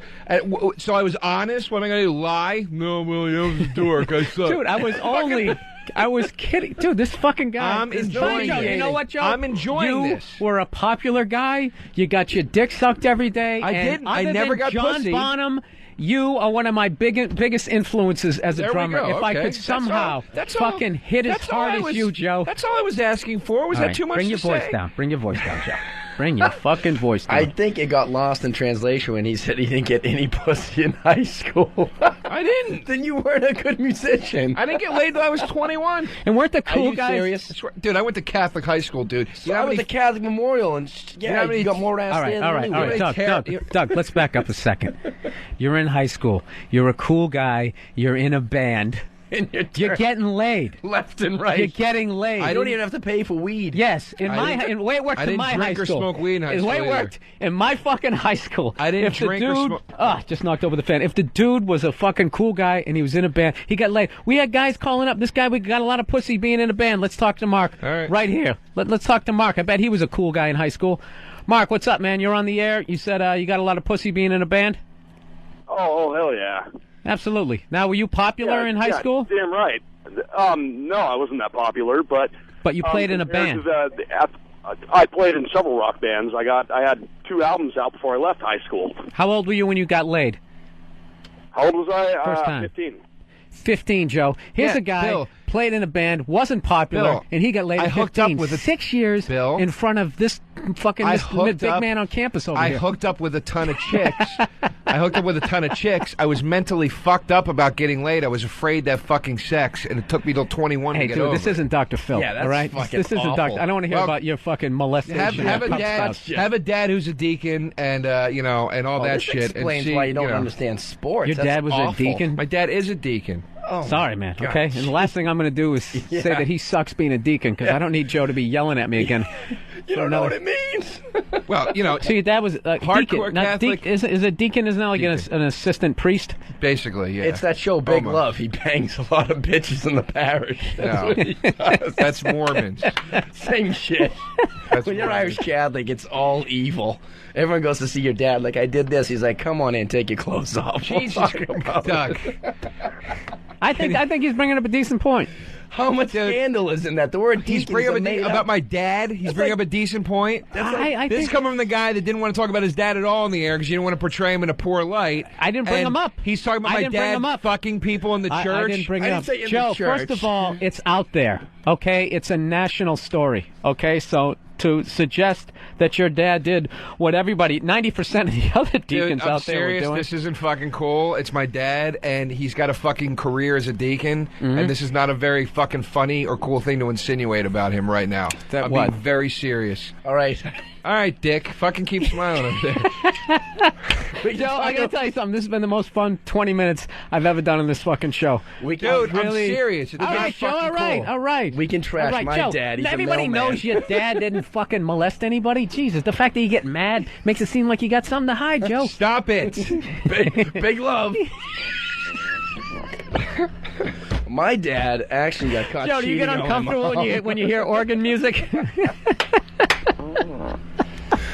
He's just looking down, drawing right now, but he's not drawing anything. All right, Joe. I don't want to do this to you. All right, fuck it. All right, you know what? We crossed the line. I'm sorry. Okay, let's just back up 20 minutes. Joe is one of the greatest drummers I've ever seen. Love tie-dye. He was one of the most popular guys ever in the greater Philadelphia area in high school, and his dad at no time has ever molested anybody. But his dad had a strong influence on him not wanting to get naked with women. The Catholic Church and my upbringing had a strong influence on me. And you actually bought that sex. shit? I was afraid. Dude, I had fucking teachers tell me from the time I was in 6th grade that if you had sex, you were going to get AIDS. What the fuck? I was terrified, dude. I went to a fucked up, closed-minded You went to an Catholic uninformed school. high school? Yeah. And I was fucking terrified, and I was afraid. I was disease paranoid for years. I was afraid to have sex. It was more the diseases than anything. And it took me till 21. Joe, we got a guy wants to call in and say hello. Hey, Russ, what's up, man? Who'd you want to say hello to? Yo, what's up? Hey, man. Bill? I just wanted to say hi to the Bill Burr and fucking John Bonham fucking show there. Yeah? He's such an amazing drummer. Yeah, he's so amazing. He hosts a radio show. Well, yeah.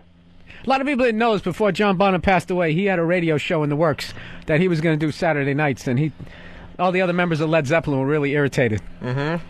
All right, he's mad, Russ. We gotta go. We gotta clear his. Fuck him. That's the fucking deal of being in the barrel, man. Really? Is that what the deal is, Russ? You fucking nothing? Is that what the deal is? Joe, what are you doing Joe, today? this is one of our 18 listeners. Joe DeRosa. I've heard of Bill Burr, and I like Bill Burr. Really? Because he's been in the business 27 years longer than me.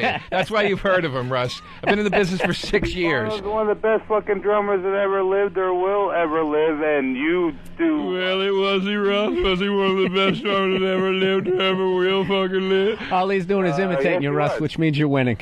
All right, Russ, thanks for calling in, man. I appreciate it. I don't. Go fuck yourself. Jesus, Joe, come on. Well, I got to tell you, I don't see the side of Joe in the comedy clubs. I really don't. I'm upset about the dad thing. I don't think that was a cool place. I think you were a little upset before we got to that point. I did that. I apologize as a guest. I shouldn't have, made your co-host laugh. I apologize. I bash my dad. My dad is a great man. So is it mine, but he's a dick. It's like that's the double-edged sword. He's an dad's not a asshole. dick. Well, I mean, yeah. Look, you have nothing. Yeah, but you understand his point, too. Being a dick and going all the way to, Yeah, being what on you to said catch a is two predator. different things. But hey, my dad's a mailman. Translation: alcoholic, degenerate, gambler. Deacon. First thing that comes to my mind as a comedian is sex scandal. I didn't say your dad fucked kids. Because he's a mailman. Mailman don't fuck kids. And they also, fuck the wife. Joe, and the you're guy's arguing away. semantics here. Also, your dad's community doesn't go to church every week to watch him hand out mail to people. Go, oh, there's Mr. Signet, the mailman. I heard on the radio some guy said he fucked kids. No, but you see the difference? Joe, you're giving this show way too much power. Yeah. Okay? You're First right. Of all, like any of these people go to church. When you yelled at ridiculous. Russ, you just pissed off at least a third of our audience No, just I by didn't. trashing him alone. No, I he represents the third, is what I'm saying. Oh, I got you. All right. My dad's a good man, and I honestly have one. And I want what you said stricken from the record. One serious quick question, just quickly. I don't even know what a deacon does. I'm being dead He's serious. like a priest, but he's allowed to be married and stuff. Okay, so he actually gives the mass? He That ain't all he gives. Sorry, he set it up. He set it up. Sorry, Bill. Stop passing me notes.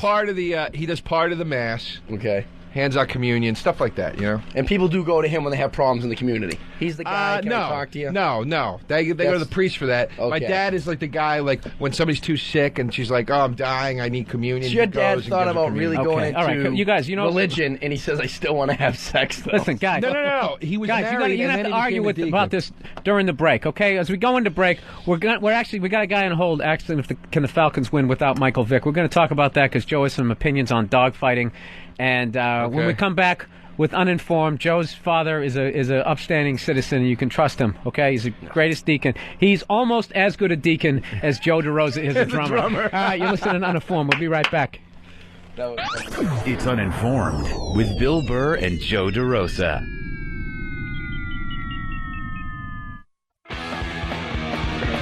All right, Bad Religion. Yeah. Was that you on drums, Joe?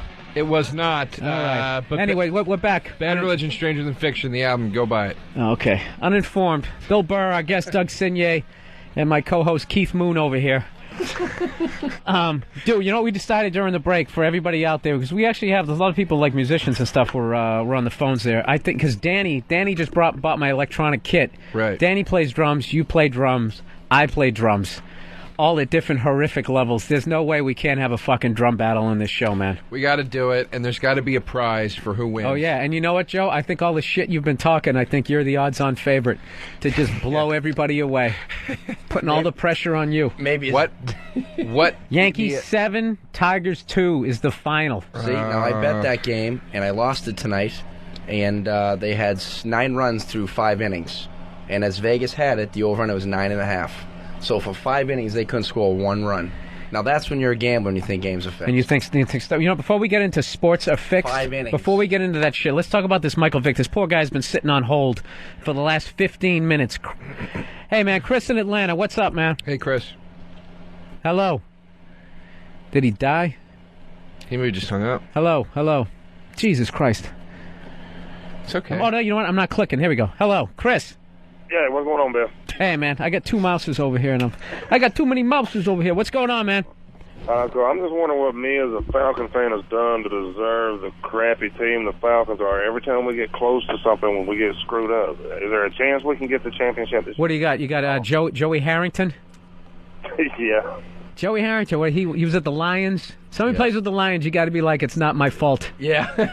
That's one of those teams, man. It's just like their whole team has to be like Heisman Trophy #1 draft choices. It's like they've sucked my whole life. Other than they had Billy Sims for a minute. Right. They never built around him. Then they had Barry Sanders. And I mean, even at one point we had Green Bay Packers, Brett Favre. You guys had Brett Favre and you let him go. Yes.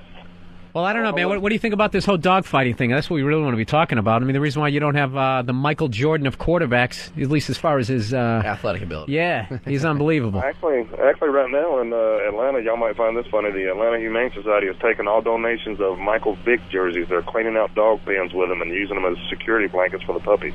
I saw that. You know something? See that. That's something. It takes it too far. No. People. Exactly. It's not. They're accepting the jerseys. People from all over the country are sending them in. Oh, yeah, and the great thing is they're cutting his name off the back and then putting the 7 up, and dogs are using it to pee on. Yeah, that is.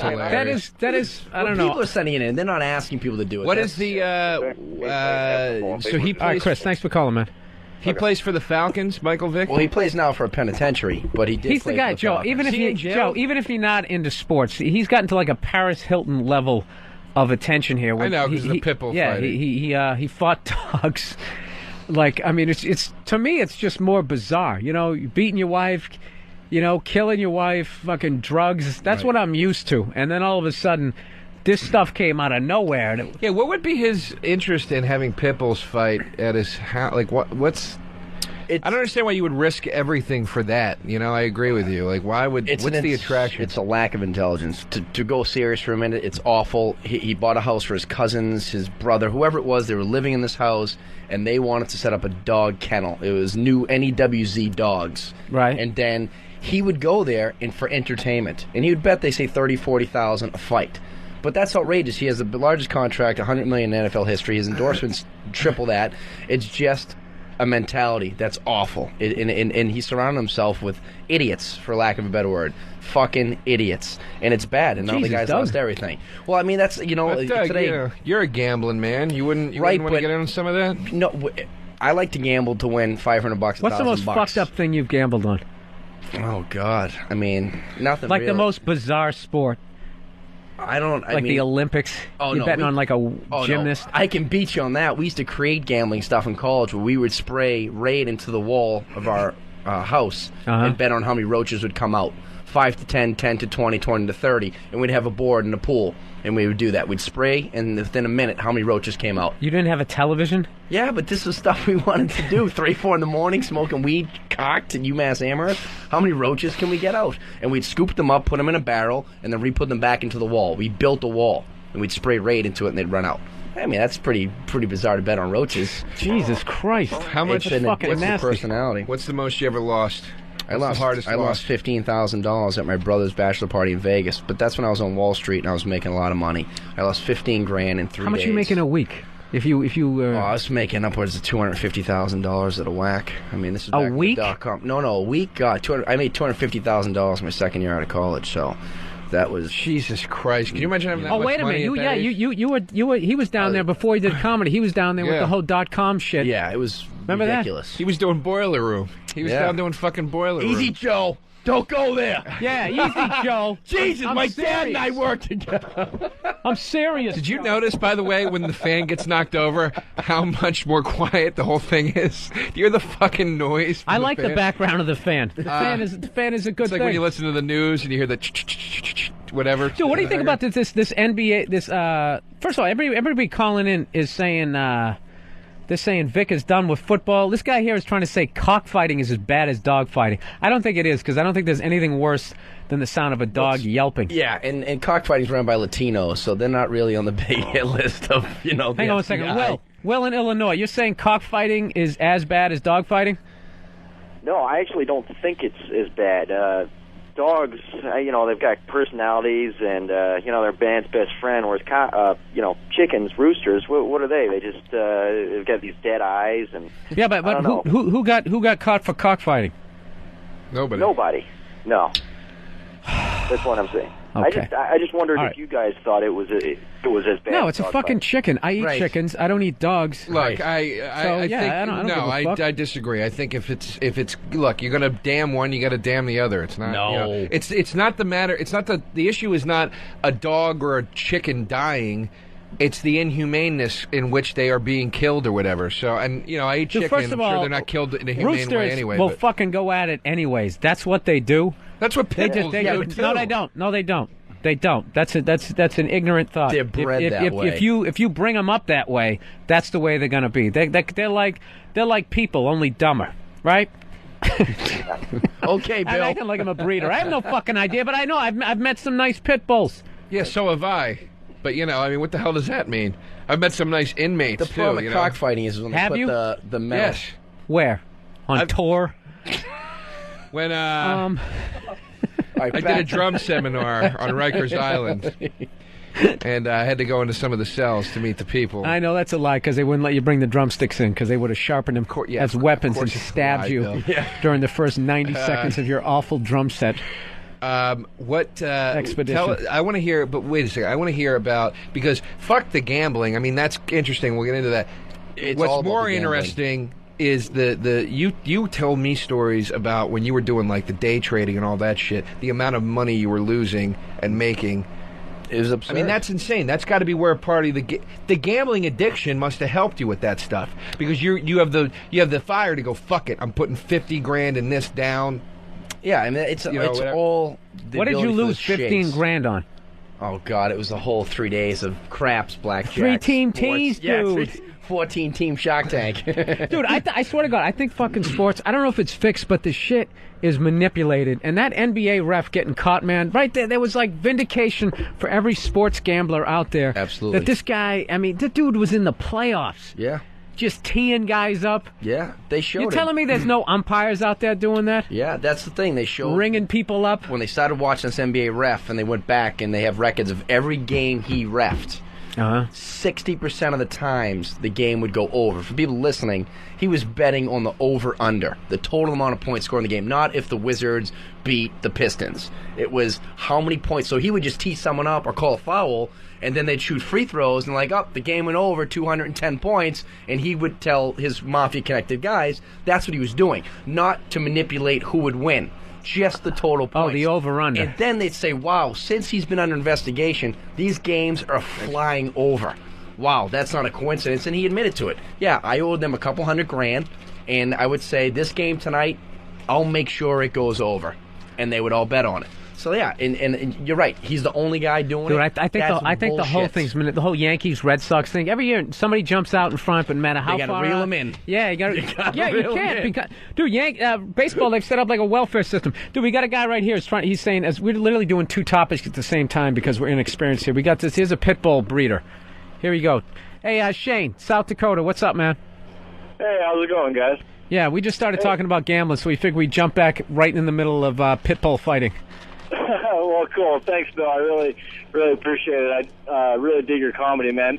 Anyways, I kind of like the topic going along with the whole name of the show being Uninformed, because I listen to O&A and Ron Fez constantly, and every one of them I've heard ever since the Vic thing came up talking about pit bull fighting, and every one of them has got the most uninformed opinion in the world. And I'd like to ask Joe that since I'm a pit bull breeder, and have been for quite a while, I'd like to know how maybe he can explain to me how to breed pit bulls to be mean and fighting.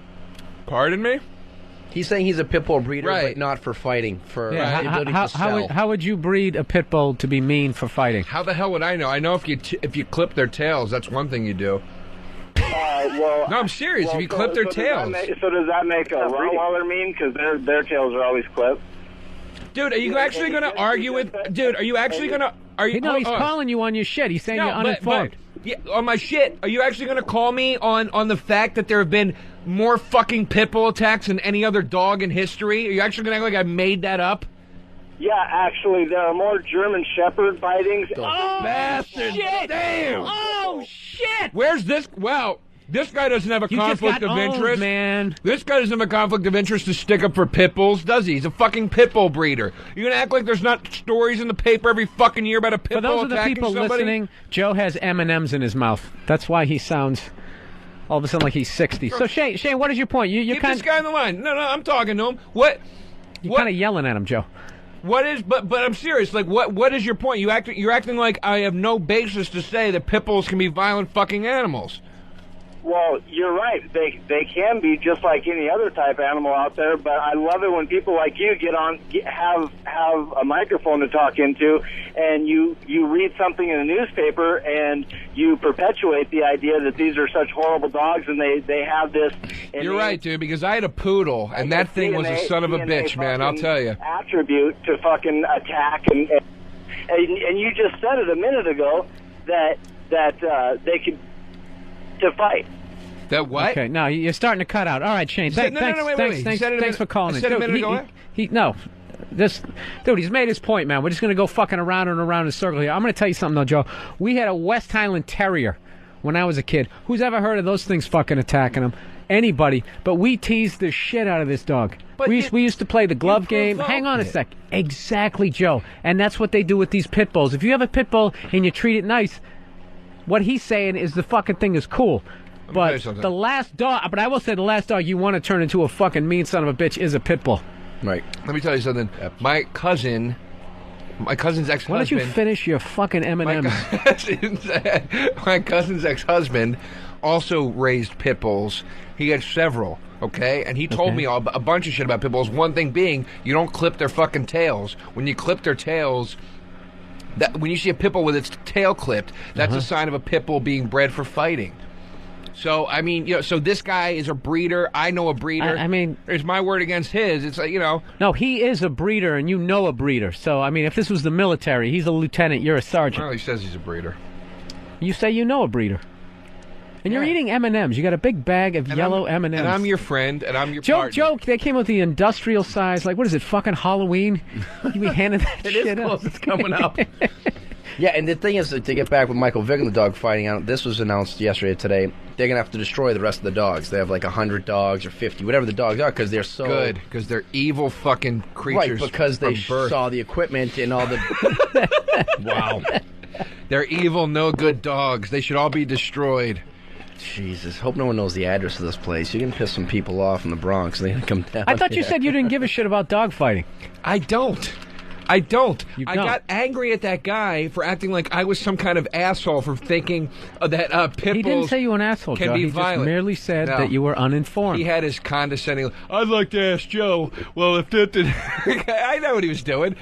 And it's like, he was calling you on your shit. Do you read those stories in the paper constantly? First of all, that tail thing you said Constantly. just sounds like complete horseshit. It's not. Most times they cut the tail up. It's how the dog. It looks better. You know what I mean? Not, dude. No, they do. It's kind of like Bill, it's it's not. like giving it like a crew cut. God's created this tail. We're It's going to take part it away. But I mean, it's like you don't. No, he's making it seem like it's the UFC. Like you cut the tail off because that's shaving your head. You know what I mean? I just love the fact you go tail. I'm waiting for you to go, yeah, they shock them in the balls with electricity. Dude, you should have seen this shit on drowned HBO. them. On HBO, they would steal people's like little fucking nice lap dogs, and they would duct tape their mouth shut, and they would teach these things how to kill. Dude, it was insane. It was insane. I like the fact that they steal them. Can I bet on that? I want to bet on poodle fighting. The big animal lover. Dude, it was brutal. They're like chaining them up to fucking radiators. Because God knows, if you get chained up to something, 9 times out of 10, it's a fucking radiator. In a basement. A Brooklyn basement. No, I'm saying they used to fuck. They tie these fucking things up, and they couldn't even fight back, and they just teach them how to kill each other. The one dog how to kill the other fucking dog. What kind I of gotta dog admit, was when I this? watched the clips, what kind of dog was this again? What kind of dog was what? That you're talking about right now. That they would catch just mutts. One was a bulldog.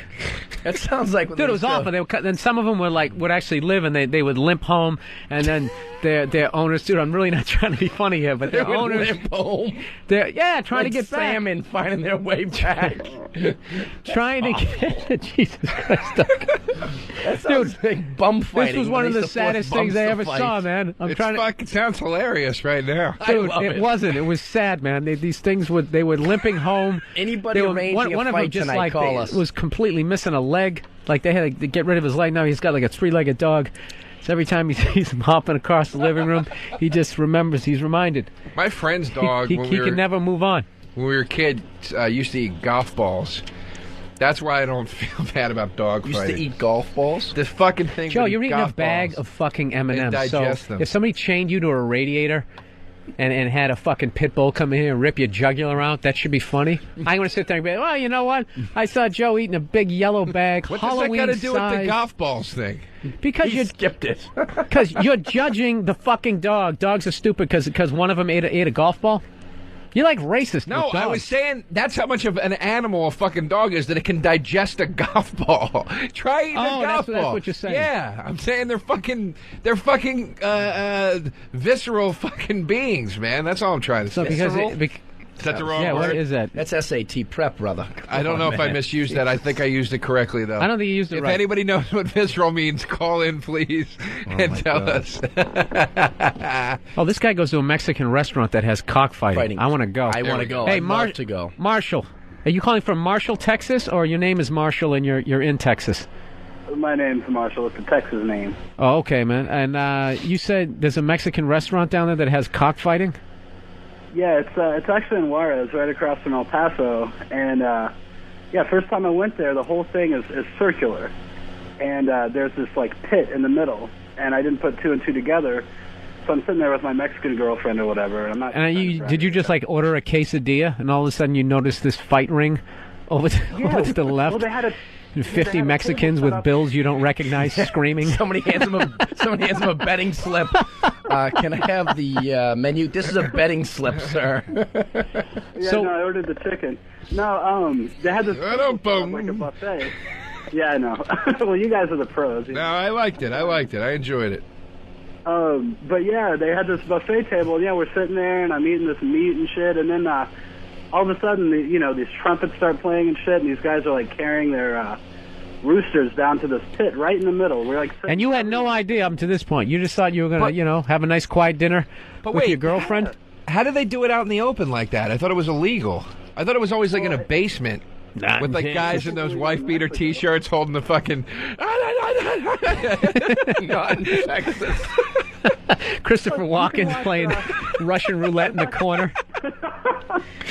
We're talking about a country where you can watch donkeys fuck 14-year-olds. This is not exactly. Well, so wait a minute. Oh, you were in Mexico. I'm sorry. I thought you were in Texas. He said across from El Paso, Texas. Okay. He crossed over and left his livelihood behind him. Chipotle or Chipotle. Yeah, Chick-fil-A. Cockfighting at Chick-fil-A. Well, Texas, they got that fucking attitude the second you come in, that not in Texas. Yeah, we're not Southerners, we're Texans. Like, then beat it. Yeah, but I lived there for a year. So wait a minute, did you bet on that shit? No, there wasn't any betting, but that shit's bloody as hell, man. They have razors on their feet, and there's blood going everywhere, and in between rounds. First of all, the whole fight lasts maybe 10 minutes, but in between rounds, they're whispering in their ears, and they're blowing air through the cuts that the other rooster made to keep their lungs inflated long enough to keep fighting. And you're sitting there watching this gory shit. Wait a minute, he's giving CPR. He's giving CPR to and this shit is a restaurant? It is a restaurant. Mexico. You know what? I just became in favor of the fucking wall. Between you, I mean, what the fuck kind of people are this? Take it easy, will you? You guys need to do this full time. Maybe that's why they're leaving. No, those are the smart people. I can't take it anymore. I just want to go out. I want to get a taco. But I heard that. I heard that before. I heard that before about the razor blades on the feet. Oh yeah, I've seen it. It's just as brutal. By the way, visceral means dealing with crude or elemental emotions. I was kind of way off. Man. Well, dogs would be dealing with crude elemental emotions. I just wasn't using visceral in the right sentence about a dog. Okay. They are visceral creatures, but they not because they eat golf balls. Right. Okay. You see. Caddyshack. Nice. Sorry, man. I don't know how to hang up on people, and that guy was just still fucking hanging in there. How do you hang up the phone, Sean? How do I boy's make coming in right now to tell you. Here we go. Yeah, because that guy is continuing to laugh. I was like, all right, Marshall. There he is. Oh, down there? To the rescue. You should have like a little... What are you doing? That's not it. Still doing it. That's not it. You're calling somebody. It's ringing. See who you're calling. We go. Who are you calling? There you go. He's calling the ASPCA. No. There you go. No, the fucking guy was still in line. Calling the ASPCA. They Look, stop talking about having callers is something new to us. Pigeons kill each other. Bullfighting, the same as cockfighting. Went to high school with Vic. You want to talk to any of these people? I have a pit bull. Well, Vic somebody deserves... went to high school with Vic? Yeah, I want to hear somebody went to high school with Joe DeRosa and can back up whether or not he's a cool person. Dude, you want to talk about inhumanity to animals, dude. There's nothing more cruel than bullfighting.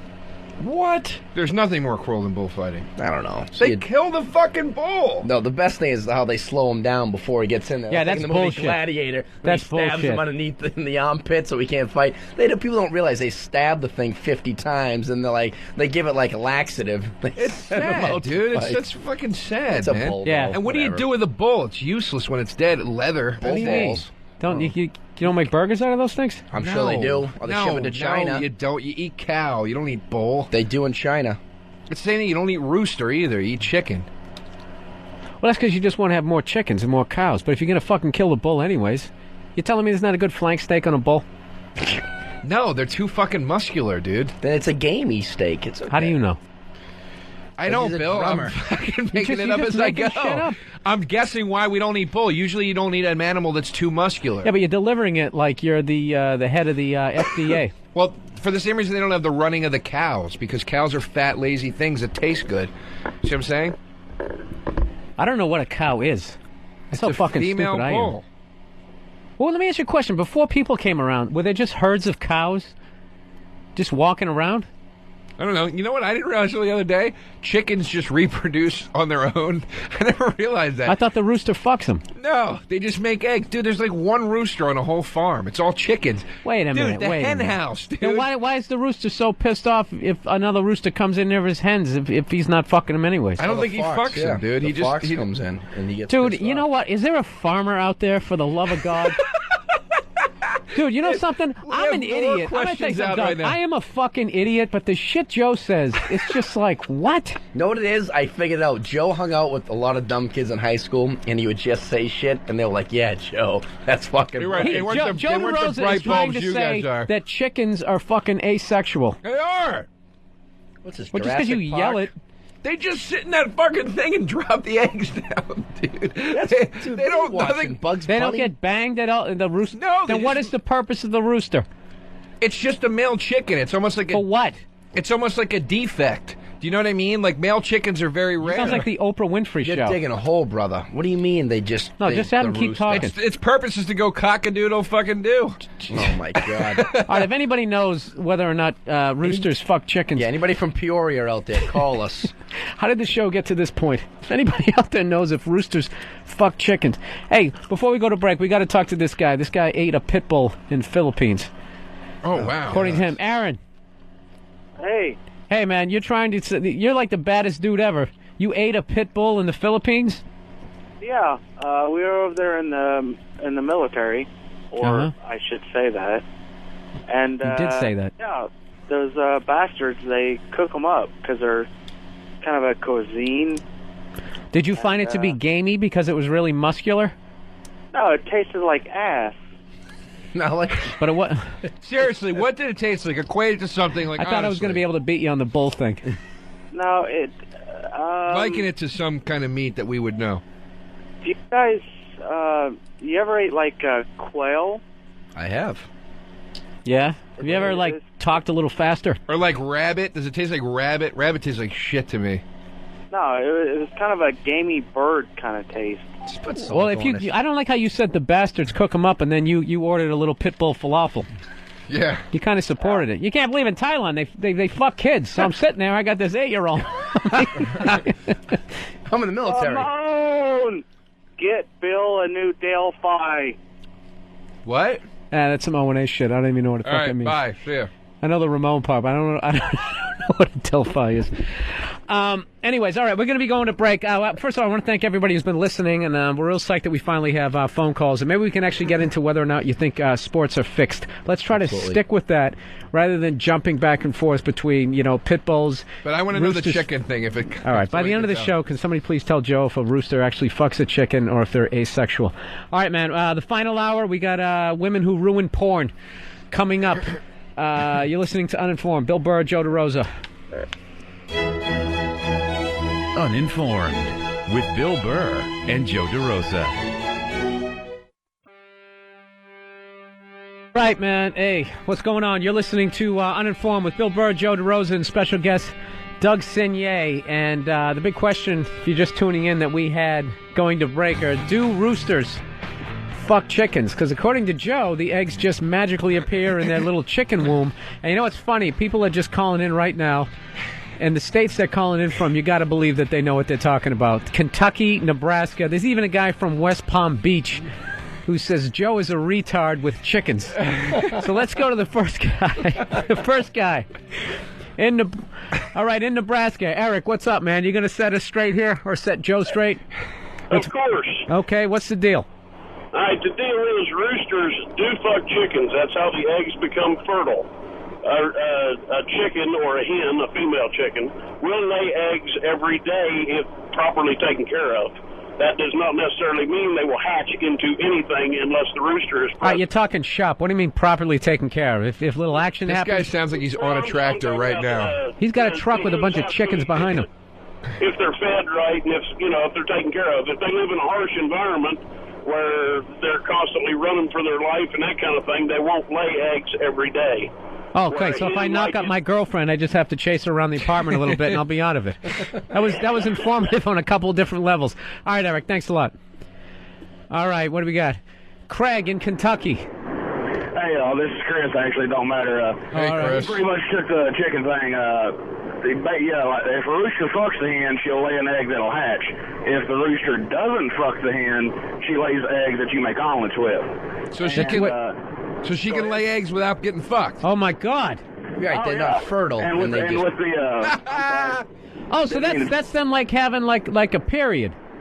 So they keep it away. Yeah. Joe was fucking right. That motherfucker in Nebraska was wrong, according to Chris. Now, Chris, do you own chickens?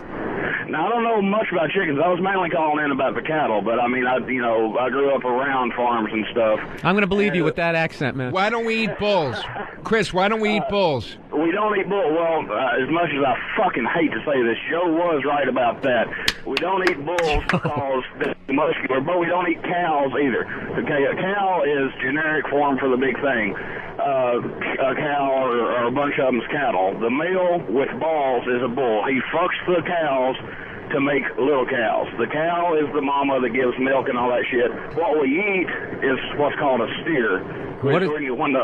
A steer is a castrated bull. When the bull calf is born, if you want him to become burgers and steaks, as soon as he's born, you put a big rubber band around his balls, or you cut them off. The rubber band, of course, cuts off circulation; they fall off, and that keeps him in mass.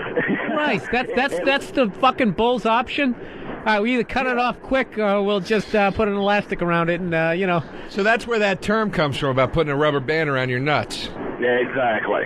Okay. I do that for stamina. And unless you got any more questions, that's I got one more. This guy's about as useless as tits on a boar. What does that mean? Bull. Bull. Oh, Jesus, Billy. Because it's a male animal, Bill. If it had tits, they'd be useless. It's a male. Yeah. Well, what about what about pigs who were into fucking transvestites? It's not pigs, Bill. It's tits on a bull. On a bull. Oh, okay. Well, where I'm from, we say tits on a bull, which a pig, a male pig is a bull. He does say it, all right there, fuckhead? Oh, I'm sorry. It's the same thing. It's then, do you want to talk about cattle or do you want Dude, to you talk are the about most informed son of a bitch we've ever had on this show. I swear to God. Bring up another animal. Let's see what else this guy knows. Pit bulls. What do you think of pit bulls? Do snakes have sex? I always wanted to know that. Yeah, they do have sex. You know, the Discovery Channel? Ask them something harder. What's the difference between... I didn't know, you didn't know chickens had sex. Fuck off. What do you mean I did? They do fucking have sex. We were both right. Well, I was more right. Yeah. Bullshit sport. Exactly. Yeah, you were more amazingly right. Thank you. If that means anything. All right, Chris, you gotta fucking call in next time we do this show, man. You are just full of information. And we've done no background research on you, but we're still going to take you at face value that you know what the fuck you're talking about. Thank you, Chris. Jesus Christ, Joe. You know what? You had a brutal second hour, and you're starting off the top of the hour. I mean, what was that? Was that 3? He went 3 for 3. Yeah, maybe great. I was right about a few things in the second hour that you guys trashed me about, and nobody can prove. Oh, shit. He's or talking take shit my about drumming again. It is. It's going back to high school. John days. Henry DeRosa. Dazed and Mother confused. Dick. You know what's funny? During the break, I apologize to the last people who had to listen to Joe munch on his fucking M&Ms. And this was kind of what kind of out-of-shape shithead Joe DeRosa is. He is eating, eat a bag of M&Ms. People do that shit. He has, I got to tell you the weight of this fucking bag of M&Ms. Net weight, 14 ounces. Do you know how much that is, doesn't Bill? mean anything to me. It's almost a pound. Well, you know what it is? It's 396.9 grams. I do know that. Okay. This is like a fucking kilo. Look at the saturated fat content. This is the Tony Montana. I didn't eat the whole bag. I ate fucking You were 10. on your fucking way. I ate 10 of them, Bill. You were on your way, fucking during the break. Broadcasting. I 101. apologize too that I was eating M&Ms and chewing. That was unprofessional of me, but I will not apologize for the fact that Billy is a fucking Sally when it comes to fast food and junk food. And that's why you're moving to L.A., because, you want to go out there and get some because there's no healthy places to eat here. Sprouts and all Billy, those the things. good thing would be to follow up again. He goes, I'm sorry for chewing them. If he could swallow them whole like the golf ball, like a pit bull.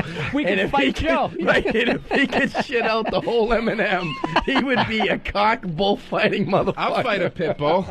I would love First to of all, see Joe, that. if you want to know why your body is in the shape it is, total fat content 17%, saturated fat 23%. The total fat is 17. Somehow the saturated fat is even higher. I'm That's not how fucking. I'm not that out of shape. And how many M&Ms Joe, is that? It says per serving. How many you're M&Ms? talking like I'm a fat guy. I'm not fat. Joe, you know what it is? You're that non-committal, awful, middle fucking of the road body. I'm skinny fat. Yeah, you can't tell if you're on your way to obesity or you're making a big comeback.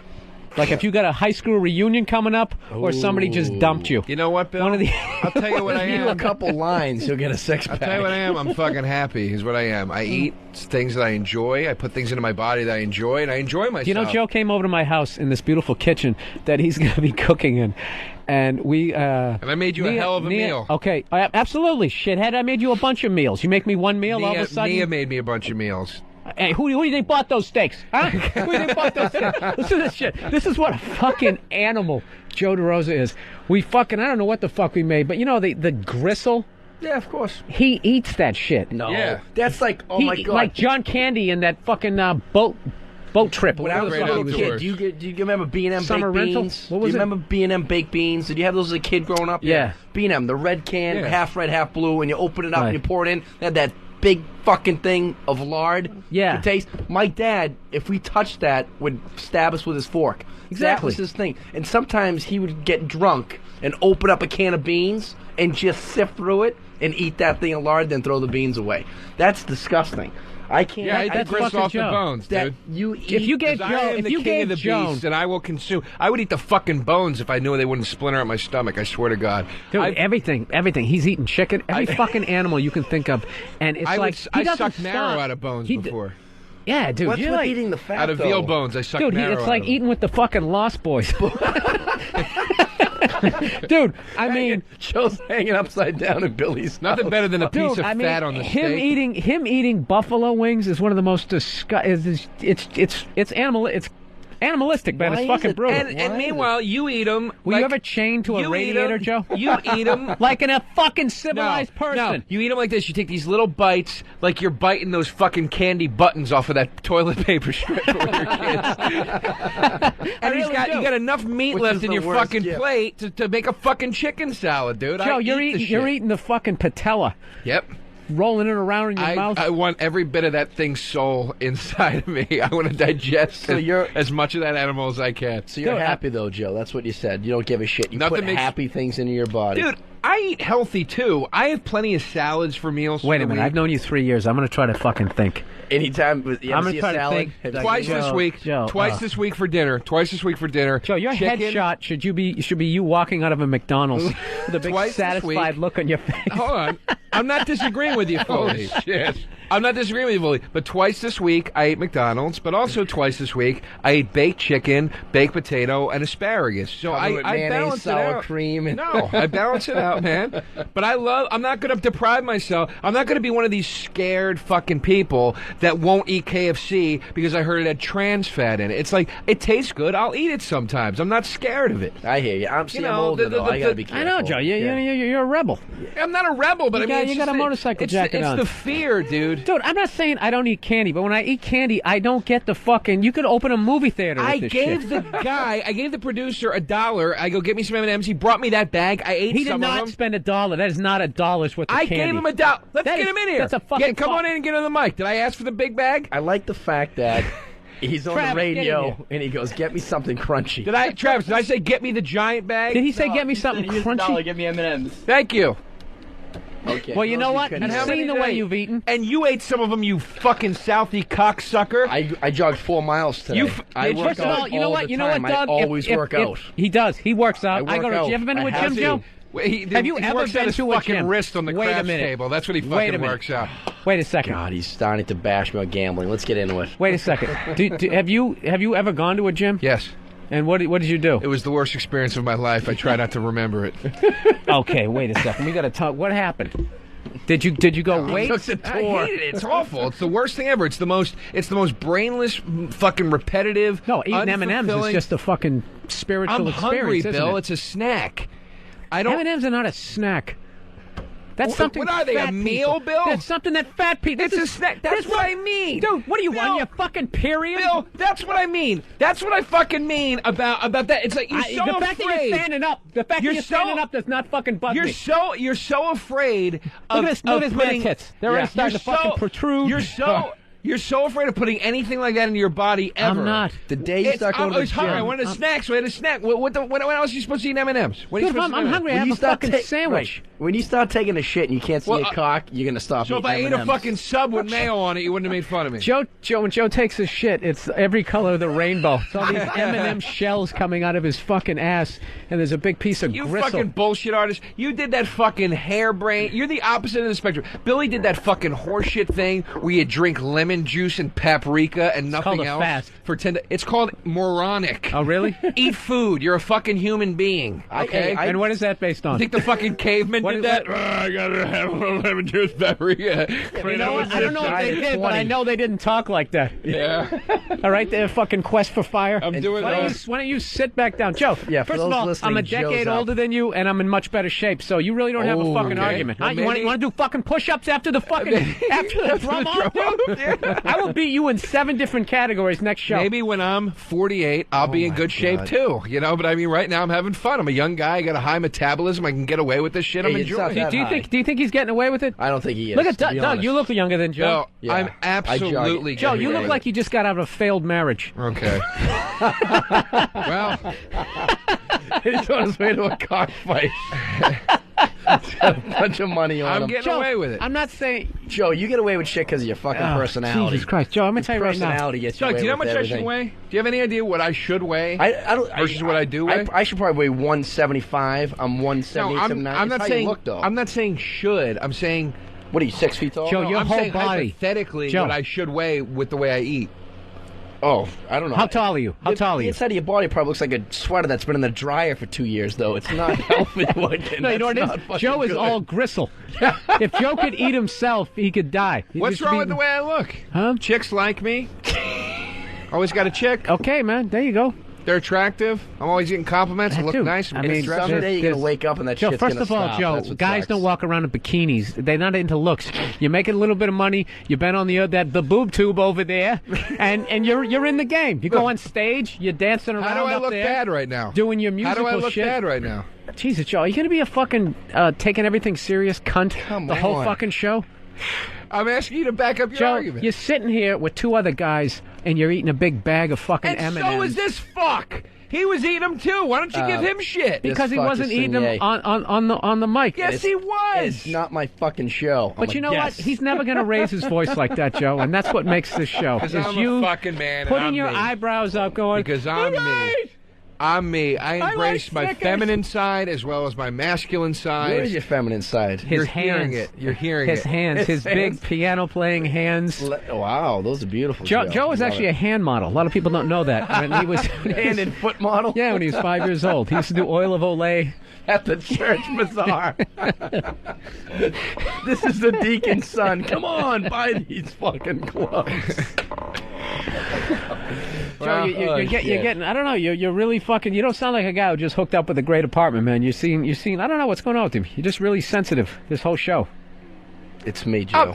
You've been a bit of a cunt. I'm not being really sensitive. You're fucking with me. I'm fucking with you back. But when I fuck with you back, you take it as me being defensive. Can we play back the audio from the last hour when he's just like, "I'm serious." Dude, I'm fucking serious. I was serious. It's over. No, I'm fucking serious. The thing about my dad, I was serious about. You can't. Well, I say didn't was being realize a you cunt weren't because about you weren't this. standing up. Because you stood up too. Yeah, but I do it in a fucking manly way. I don't you? stand up with a bag of fucking treats. Do you? You took my treats away from you. Is that manly, Bill?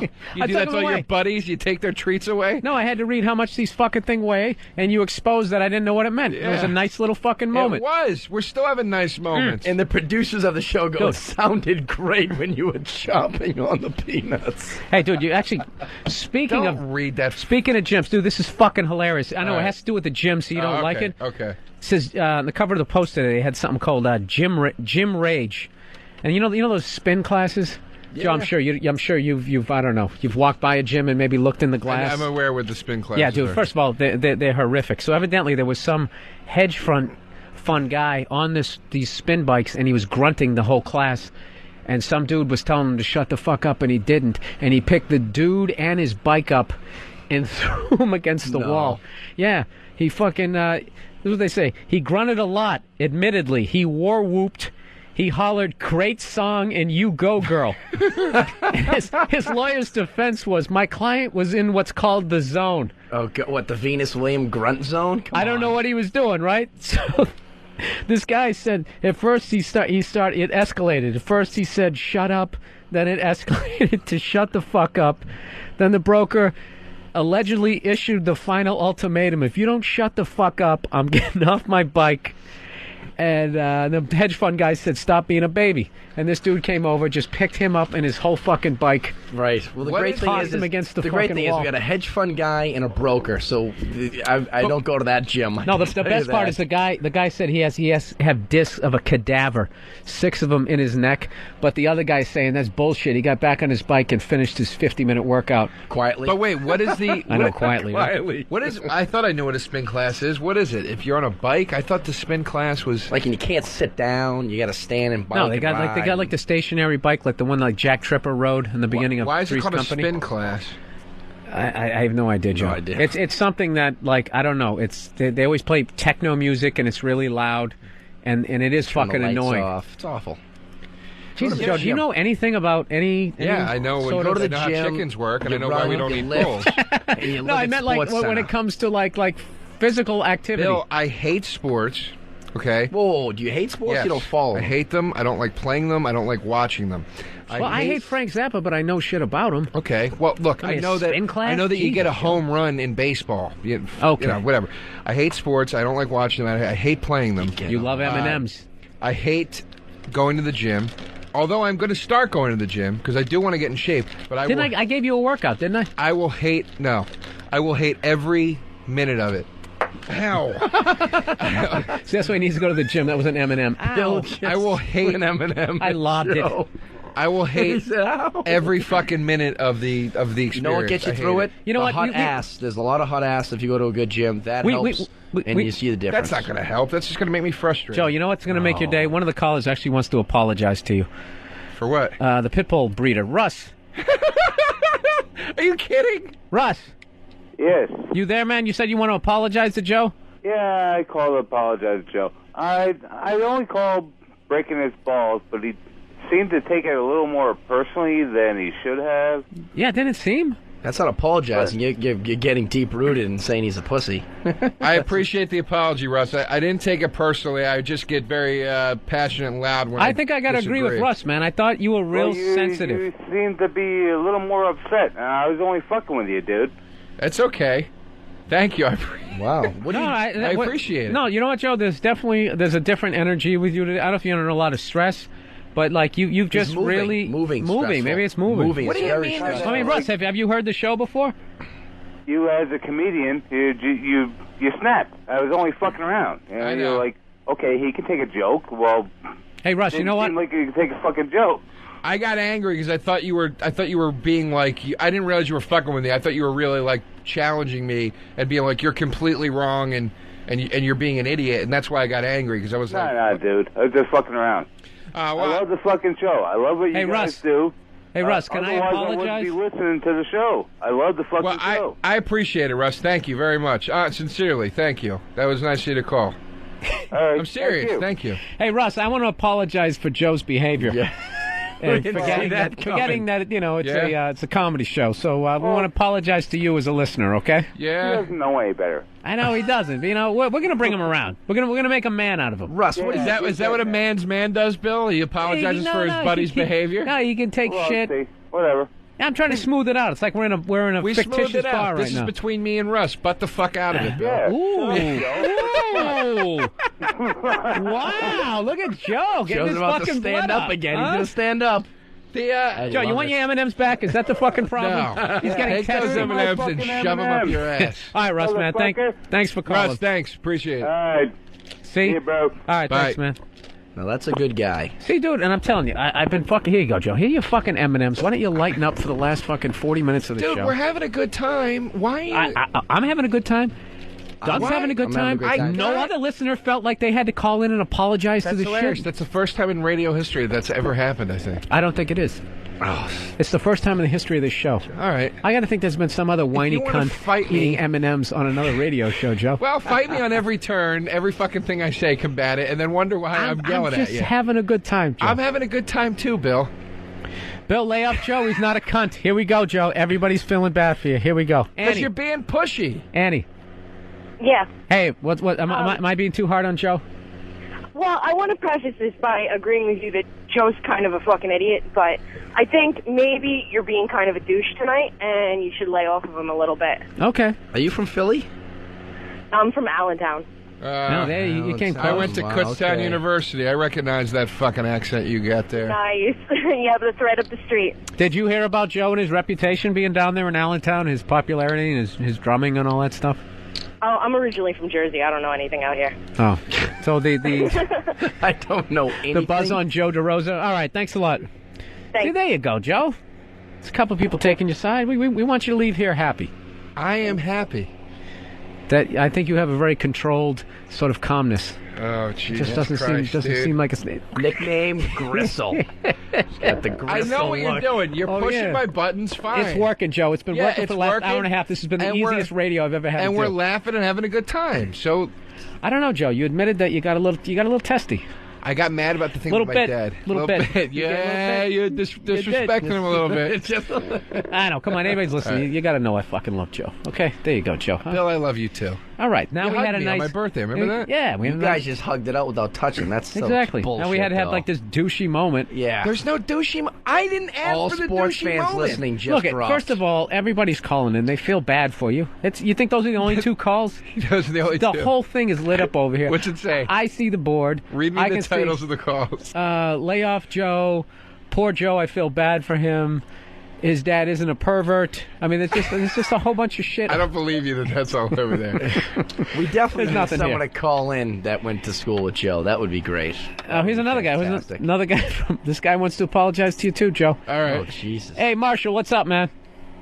Oh yeah, I wanted to apologize. I stayed on the line too long. I called about that Mexican restaurant, and No, that was I don't great. know, there was the whole dial tone thing, and it just Oh no, went on and on. Sorry, it's okay, man. See what you started here, Joe. Now everybody feels like this is the This is the birth of a new segment. This is the birth of a new segment. Apologize to Joe. Marshall, you just started. Here, now Don wants to apologize. You got to apologize to Joe. Don, you're on the air. I just wanted to apologize to Joe, too. For what, Don? I'm sorry his dad was a kid toucher, you know, being church and everything, and I was a victim, and I know it must be a bitch to be the... You were a victim of Joe's dad or someone else? Jesus Christ. Was it Bishop DeRosa from Philly? Now he's a bishop. Yeah, Now he's in the Vatican. He's hanging out with the Pope. At least he gave him a promotion. He's a cardinal. He My dad's drinking with the Pope. All right, Don. Thanks for because Joe's real sensitive. I think that's what we'll do from now on. At the end of Uninformed, we'll spend 10 minutes apologizing to Joe DeRosa. He gets a P.O. box. Yeah. He's not giving you P.O. box out. Gets and a little getting worked fan up. mail. I'm writing this down. We're gonna have to have a little benefit for you. Fucking hilarious. And there you go, Joe. Another half-hour radio. You just been he's gold. Yeah, he's visceral. He's visceral. He's absolute gold. So if anybody's tuned in, we're break time. Yeah, it's Uninformed with Bill Burr and Joe DeRosa, and I guess we were mean to Joe. Joe took it seriously, and some of the callers want to call in and apologize to Joe because he just really seems like he's sensitive. I took his M&Ms away. I apologize for that. Yeah. Doug, I think, the fact that you've been a third of the show is, it's offensive to Joe. If Yeah. you want to apologize to Joe before the break? I'm sorry, Joe, and you do look good. You do look good, and your metabolism has not slowed down a bit. since Joe, you got your whole life ahead of you, man. Yeah. I just, I think the new everything. apartment. Yeah. Sure. And call me. I'll help you move. Exactly. I'll lift a box of M&Ms for you. All right, guys. You're listening to Uninformed, Bill Burr and sensitive Joe DeRosa. We'll be back in a minute. Voice your strong opinion right now. 866-WOW-1-WOW. That's 866-969-1969. All right. We are back for the final half hour of Uninformed. Been a great show. Bill Yes. Burr, Joe DeRosa, special guest, Doug Signier. Doug, you got a website or anything you want to hype? Yeah, DougSignier.com. It's DougSaulnier.com. You open up for Robert Schimmel. Next Robert weekend, we're at Governor's in Long Island in Levittown. Great. Next And you know weekend. what? I'm going to start a new website called I'mSorryJoeDeRosa.com. Dude, we have so many people who just want to apologize to you. We're just going to try to get through them real quick, all right? Okay. Bob in Florida, you want to apologize to Joe? Yeah, I didn't call earlier, but I felt the need to apologize that, as a listener, I feel responsible that I've been one of those people that have facilitated the position that would allow Joe to sit here and make a horse's ass out of himself Yeah. with all the comments that he's made. I think you- like for example, the pit bull tail is creating the condition for a mean dog. That's like saying that if you see a car with a crumpled bumper, that car is more likely to be involved in accidents. No. It's an indication of a condition, not a predictor of the condition. All right, Bob. Thanks for calling in you. and apologizing to Joe. All right, John in Ohio. We got to get through these, Joe. A lot of people want to apologize to you. What's up, John? I'm so sorry. We gotta make it up to you, Joe. I'm sorry your dad is thinking. Have a good night. That guy's got time in his hands. Eric from Nebraska. Eric, what's up, man? You want to apologize to Joe? Yeah, I called earlier about the roosters fucking the chickens, and I didn't get my point across real clearly, so I just wanted to apologize to Joe that I didn't make it clear enough for him, all right? Yeah, I thought you were a little harsh when you just talked to him in an even tone. Thank you for apologizing. Sorry. It's okay. All right, Steve in New York. Steve, what's up, man? You want to apologize? Yeah, man. I told Joe on his MySpace that I was going to listen, and I got wrapped up in my fantasy football draft. And then turned it on at about 11:20, so I feel real bad. I just wanted to apologize. That's all right, Steve. Don't worry about it. All right, Steve. Thanks for having a heart, man, for calling in and apologizing to Joe DeRosa. People, if you just tuned in, Joe is he's had a rough show. A lot of people said mean stuff to him, and so mean that I've never seen this. Like, this whole people everybody just wants to call and apologize. Here's another guy from all around the country. Jerry from Texas. You want to apologize to Joe? Yeah, man, I was sitting here listening to the show, playing some Xbox 360, smoking a little herb, and I hear Joe have a breakdown about his M&Ms. I'm so sorry, Joe. Thank you. I am so sorry. Well, I Bill feel took your them away from me.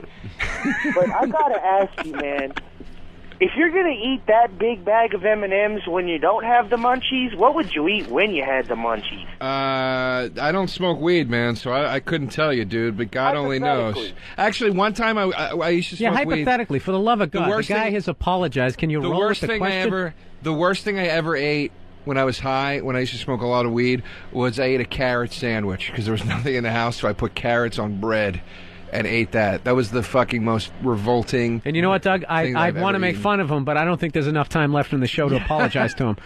So, but at least there was carrots in it, right? Rick in Sarasota, this is the last person going to apologize. Rick? Joe, I feel terrible, and I need to apologize. I was posting on FBA in the listening thread that I made, and I've said some really bad things about your father. And I need to apologize, or else I really won't be able to sleep tonight. Did you really do that? Yeah, I definitely did that. What did you write? All of a sudden, it's getting serious. Rick, you better get your second apology ready. Hold on.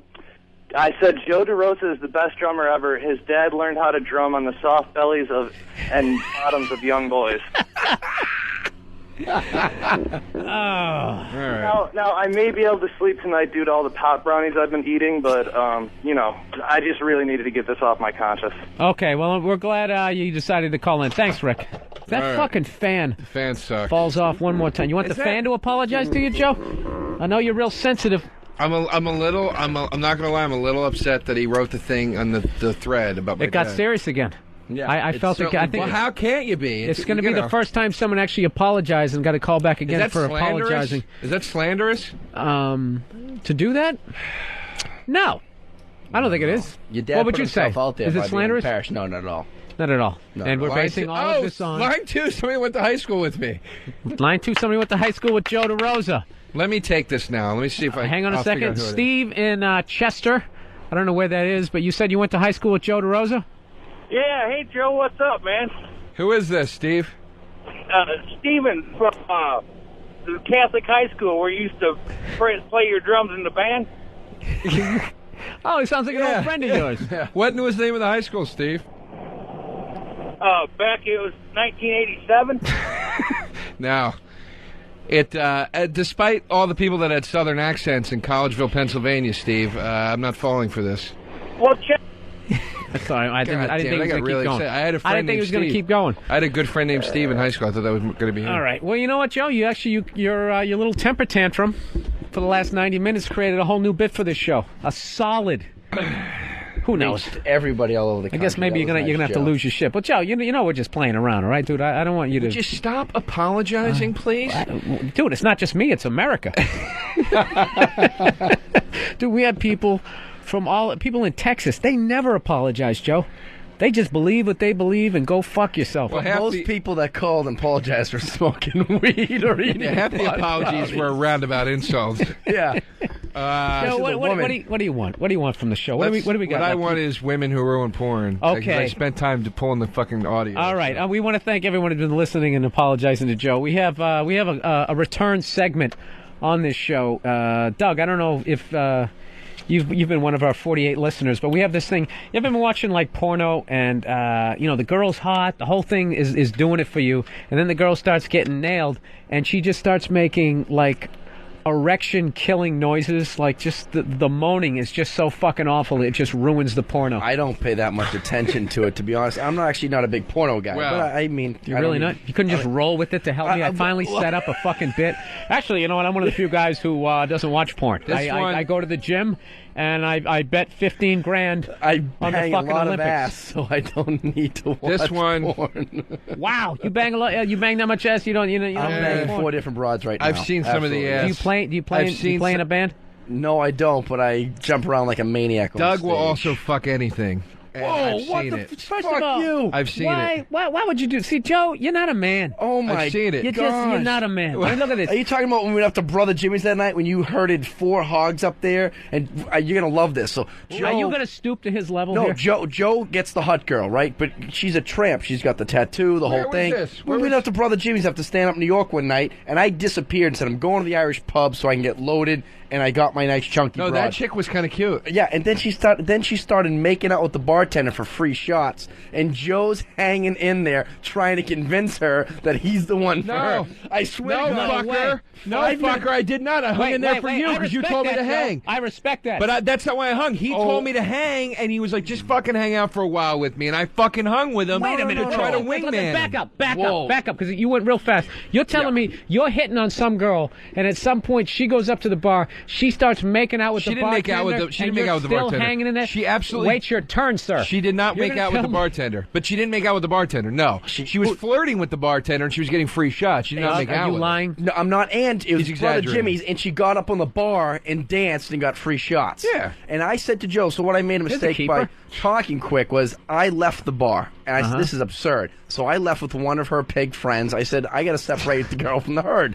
I'm out of here. One of her we go pig across friends. the street. But so is this girl hot? That Joe, Yeah, she was definitely hot, but she would have banged anybody who was behind the bar. And so sure enough, I leave. A half an hour later, Joe shows up at the Irish pub. I'm like, what happened? He's like, she's making out. He said that to me. I did not say that, Doug. She started hooking up with the bartender. Doug, I didn't say that, Doug. That didn't happen. Joe, don't get offended here, I'm Joe. not offended, but okay, your voice is going up, and I want to have Doug have to fucking apologize I'm not just because I'm Joe, I'm sorry, all right? I'm sorry we brought it up. Yep, Jesus. it never happened. Sorry, it didn't happen. I tried to go with it. It was a shitty bit. I apologize. Doug has fucked the crack of dawn. Some threes, dude. I've seen them. I've seen him. Why are you blowing up his whole fucking thing? He gets on the radio. Unbelievable. Go fuck yourself. You guys talking about my dad's fucking kid. Now he's upset. Now he's upset. Now he's upset. I love it. I love it. This is for everybody. Give him some M&Ms. For everybody out there, let me just say this. Joe, look, M&Ms. Let me say this. M&Ms, Let me say this. Let me say this. Let me say this. The blue color. Let me say this. For everybody out there in Radio Land that's listening right now, God, he's mad again. Who isn't a stand-up comedian that lives in New York City,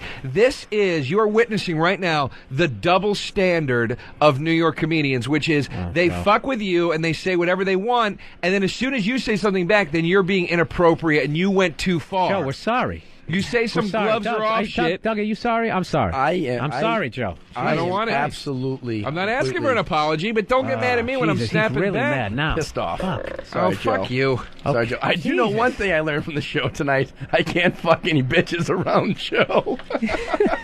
He's gonna throw me under the bus, you fucking I know. piece I of would never shit. throw you under the bus. I've looked Don't directly. fuck some threes. Yeah, it's We after just told- 19 we- Heinekens. yeah, it we- happens. First The of Boston all- Comedy Club didn't actually bring And in I the love how he didn't bitches. blow his own spot up by going, I'm fucking 4 chicks right now. That's not blowing his own shit up. No. I blow him up by saying He's I've seen him fuck a couple desirable. threes. He's desirable. Go We fuck said yourself. where he's going to be. You know what, Joe? I break a lot of balls when it comes to a guy getting pussy. I don't do that shit. You Well, broke Bill- a major rule Bill, in engagement. We have different opinions. The big movie that day was Beautiful I would Girls. never accuse your father of pedophilia. So we have different standards. But you know we what? play If by. you did, you wouldn't have to apologize. Yeah. And you let I didn't ask everybody you to in the- apologize. Joe, you turned the whole last half hour into a Mother Teresa segment. Yeah, and you let everybody in the radio behind the guy curtain by just throwing me out there. All right, That's can we bullshit. get back to the Deserved women? it. The You women deserved who it for ruined the porn? women that you fucked. All right, I've people. looked dead into the eyes of these pigs and had to smile and say, "You're a sweetheart. Take good care of my buddy." When I know they're going to eat you out of house. Actually, Wow, man. I do. Are you I embarrassed feel- right now? Or is that I a am- sunburn? No, actually, I got rosacea, if you can believe it. See, that's why I work out. I'm getting old. I just had skin cancer removed. I'm working out again. What is I'm back. rosacea? It's a skin condition. It gets red. That's why I quit drinking, and I got skin cancer. I just had it removed 2 days ago. From what? Just being Irish? Just being in the sun, man. It's awful. It's my second case of it. So that's why Jesus Christ. That's my whole point without getting serious with Joe was when you go to the doctor one day and they go, all right, McDonald's twice a week and that shit's got to go. And they hit me with that. So, yeah, see, Joe, and did at any point did anybody have to fucking apologize? He didn't see him lose his shit, all the stuff he's been through? Fuck you! Yeah, I know, right? I didn't make fun of skin cancer. No, but I'm just saying. I didn't accuse his skin cancer of fucking children. No, but I'm just saying. I'm just saying. Look at the level of shit he's going through, and no one had to apologize to him. Nobody had to apologize to me. We took away your candy, Joe, and you fucking lost it. Eat me. I'll play back Play the tape, the Joe. women who ruin porn. I'll Which play- would you, Bill? You keep threatening to do it. Okay. All right, for everybody listening out there, this is for... So this chick, let me set this up. Okay. 'Cause this is Joe's porn. This is before they even have sex. This first clip, I think there's 2 tracks on here. The first track is as soon as the camera pans up and you see her face for the first time. By the way, it's a point of view porn, so it looks like... I love those. It Big looks like fan you're of those. fucking her, right? So the camera pans up, and this is her intro. This is the first thing she says. This is the first Just thing. listen okay? to her voice, dude. Joe is in a Red Roof Inn, Listen to getting her ready voice. to do his thing, and this is what he hears. Well, how are you today? Well, I can tell you, I'm very excited about this afternoon. How old is she? She's like 45, dude. She sounds like the mom on Family Guy. Listen to her, dude. It sounds like the wife on... It sounds like Lois. All right, here we go. Peter. Oh my God, what are you doing here? I have great news. I got rid of the kids, so it's just going to be you and I here today. So we're going to have lots of fun because I've really been looking forward to this a lot. Is this real? It's real, dude. This is terrible. So she's doing like trying to pretend like she's talking yeah, to you. she's talking into the camera. This is the setup. This is the scenario. She got rid of her kids. Is she wearing a house coat? No, she's wearing... Well, just play. I think she starts talking about what Billy she's goes, wearing. what is this? In a minute he goes, I love this type of porn. The point of view porn is the shit. As long as... I love the point of view porn. I like it because you know what I always hated about fucking porn is the balls and shit and the dick. It's just like it's unnecessary. Like the worst edit ever is you're watching the girl, you're fucking stroking it, and all of a sudden they cut to the guy's face. Like I have to see. Have you ever yelled at the screen? I've yelled at the screen when Oh, they yeah. do that. I go, yeah, cut to him, you fucking moron. And I start yelling at it Yeah. because it annoys me. I just like to yell out, unnecessary! That shot should never be in there. Give me Ever. a jump cut. I don't need a cutaway. Ever. Just do a shitty edit where her pussy skips on the screen because you Oh, had to it's brutal. cut 2 things together. I like how just openly we're talking how lonely it is on the road. This is what it's like to be a comedian, that you'll fucking break it down to this level. Here we go. Here's more of Mabel. Yeah. You know what I like to do usually? I like to take down my little lingerie that I have over here, and I hope you like it because I got a really special I was waiting for it to be like, I'd like to, line please. What is it? Today. Yeah. And you know what I like to do?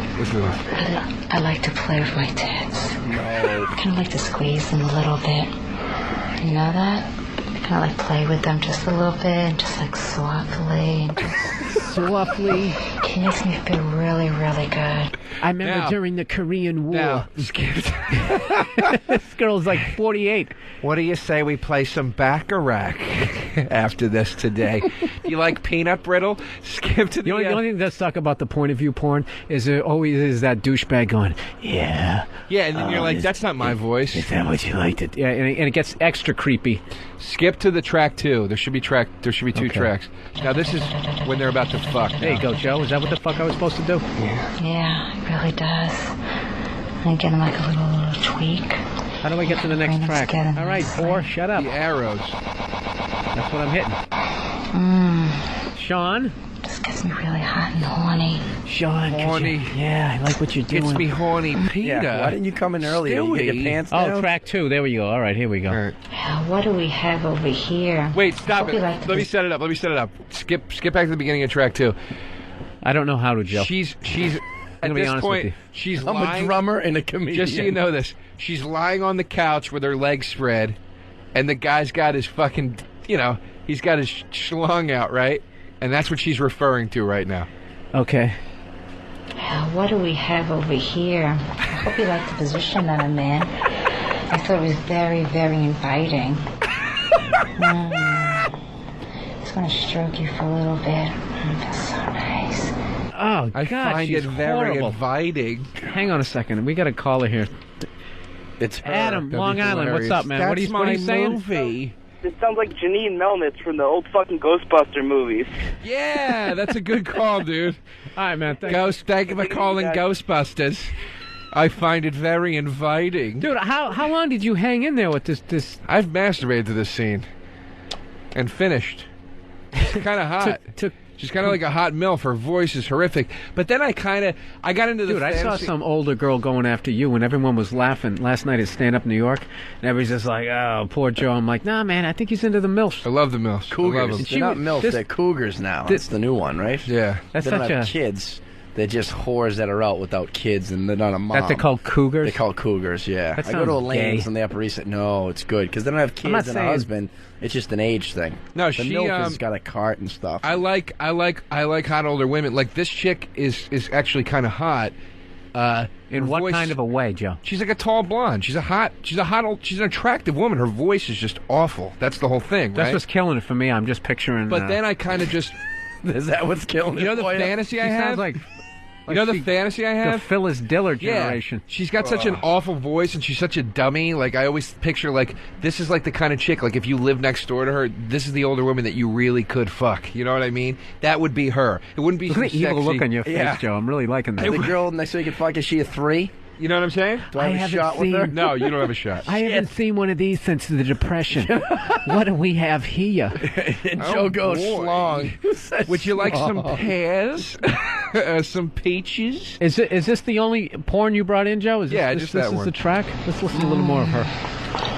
You know what I love? I love rubbing your cock on my clit. Oh, God, that's disgusting. This is horrific. I've literally... Women who room porn. Joe, that was... It's a bad one. That was that was almost ruined the bit. That just made me not want to do it anymore. Why? I don't know, man. That was just like... If you want to know what it was? apologize to Billy for listening to that, go in and apologize to Burr. I hooked up with this girl one time, or started to, when I was living in L.A. a long time ago, and she was an older woman.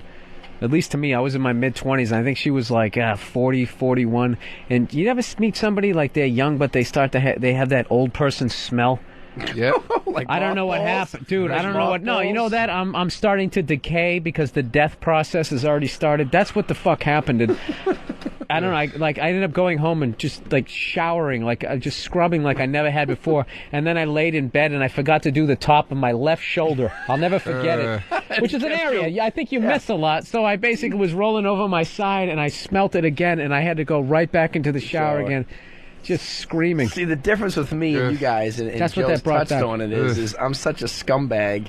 I would stay with the chick, and I would just tell her to shower with me. I'm like, I'm going to rub you down and get rid of this disgusting smell, because the night's over, and if I got you in my house, I still want to pound Christ out of you. I thought about pulling that move before. Like, sometimes a chick will have on perfume that you can't stand. Oh, it sucks. With like older woman, like dude, my mom used to wear this perfume growing up, and like if I smell it on a chick, like Obsession, you know what I mean? Yeah. Like, they have if I rouge smell on? that on a fucking young Liza girl, Minnelli it's done. It's done. If I'm like, that's what my aunt used to wear, it's like, ugh. When I hook up a chick, like young chicks smell like vanilla. You know, they just Bath and Body Works. That's what a young chick smells like. An older chick smells like, you know, Liz Claiborne. Shag carpet. Yeah, you know what I mean. Carpet. They smell like whatever was in Estee Lauder. You know what I mean? That's what I think. Mary Kay. Mary Kay Cosmetics. Oh, shit. Oh, that or they smell like their husband because they're cheating on them. Hook up with a chick from the 40s. She smells like a rivet factory. The fuck are leather rivets? goods. Do you remember those chicks when they put together the airplanes during World War II? The chick that would do this in the poster? Oh, yeah. We could do it or whatever. Yeah. She wasn't allowed to have a razor because they used that to make an aircraft carrier. Oh, boy. Actually, a lot of people don't know that. They used women's razors in World War II. Oh, jeez. To make the flight decks on a lot of the destroyers. Oh, I find that very inviting. All right, dude. Are we even doing a fucking show at this point? Yeah, we got another 5 minutes left here. Let's try to. We want to thank everybody for listening. Let's do a little wrap up here. Doug, where are you going to be at? Doug Signier, hanging in there. Had to apologize to Joe. I'm going to apologize to you for that because we never had that. You know. No, that's fine. Never had it go down like that. That was landmark. Great, so it was good. Joe deserves an apology. Real quick though, we got a couple minutes. We talked about guy code. Why have our guest hype a show? Let's have it all about you. All right. No, absolutely, Joe. Run with the guy it. code. No, absolutely, it's not a guy code. You know what? I don't want to offend Joe. Let's just, for the love of God, I don't have to apologize. This is something we talked about the other day. What's It'll take 2 minutes. I want to hear Doug's opinion. Guy code. If you're out with a guy and a girl, right, and you're not friends with the guy, you just know him. Say you met him, he was a waiter at a club, right? He's got some chick with him. He's not going out with the chick. It's his first time ever hanging out with her, right? You follow me? I'm with you, brother. He's got no game whatsoever. He's fucking it up. He's not going to be able to close in a million years with this chick. You swoop in. You close it. Are you cock blocking or are you just having game? Well, first of all, I never swoop anything, but that's fine. No, you have game. If you're on the road, you do it constantly because I don't know these people. I don't give a shit. No, but if we're at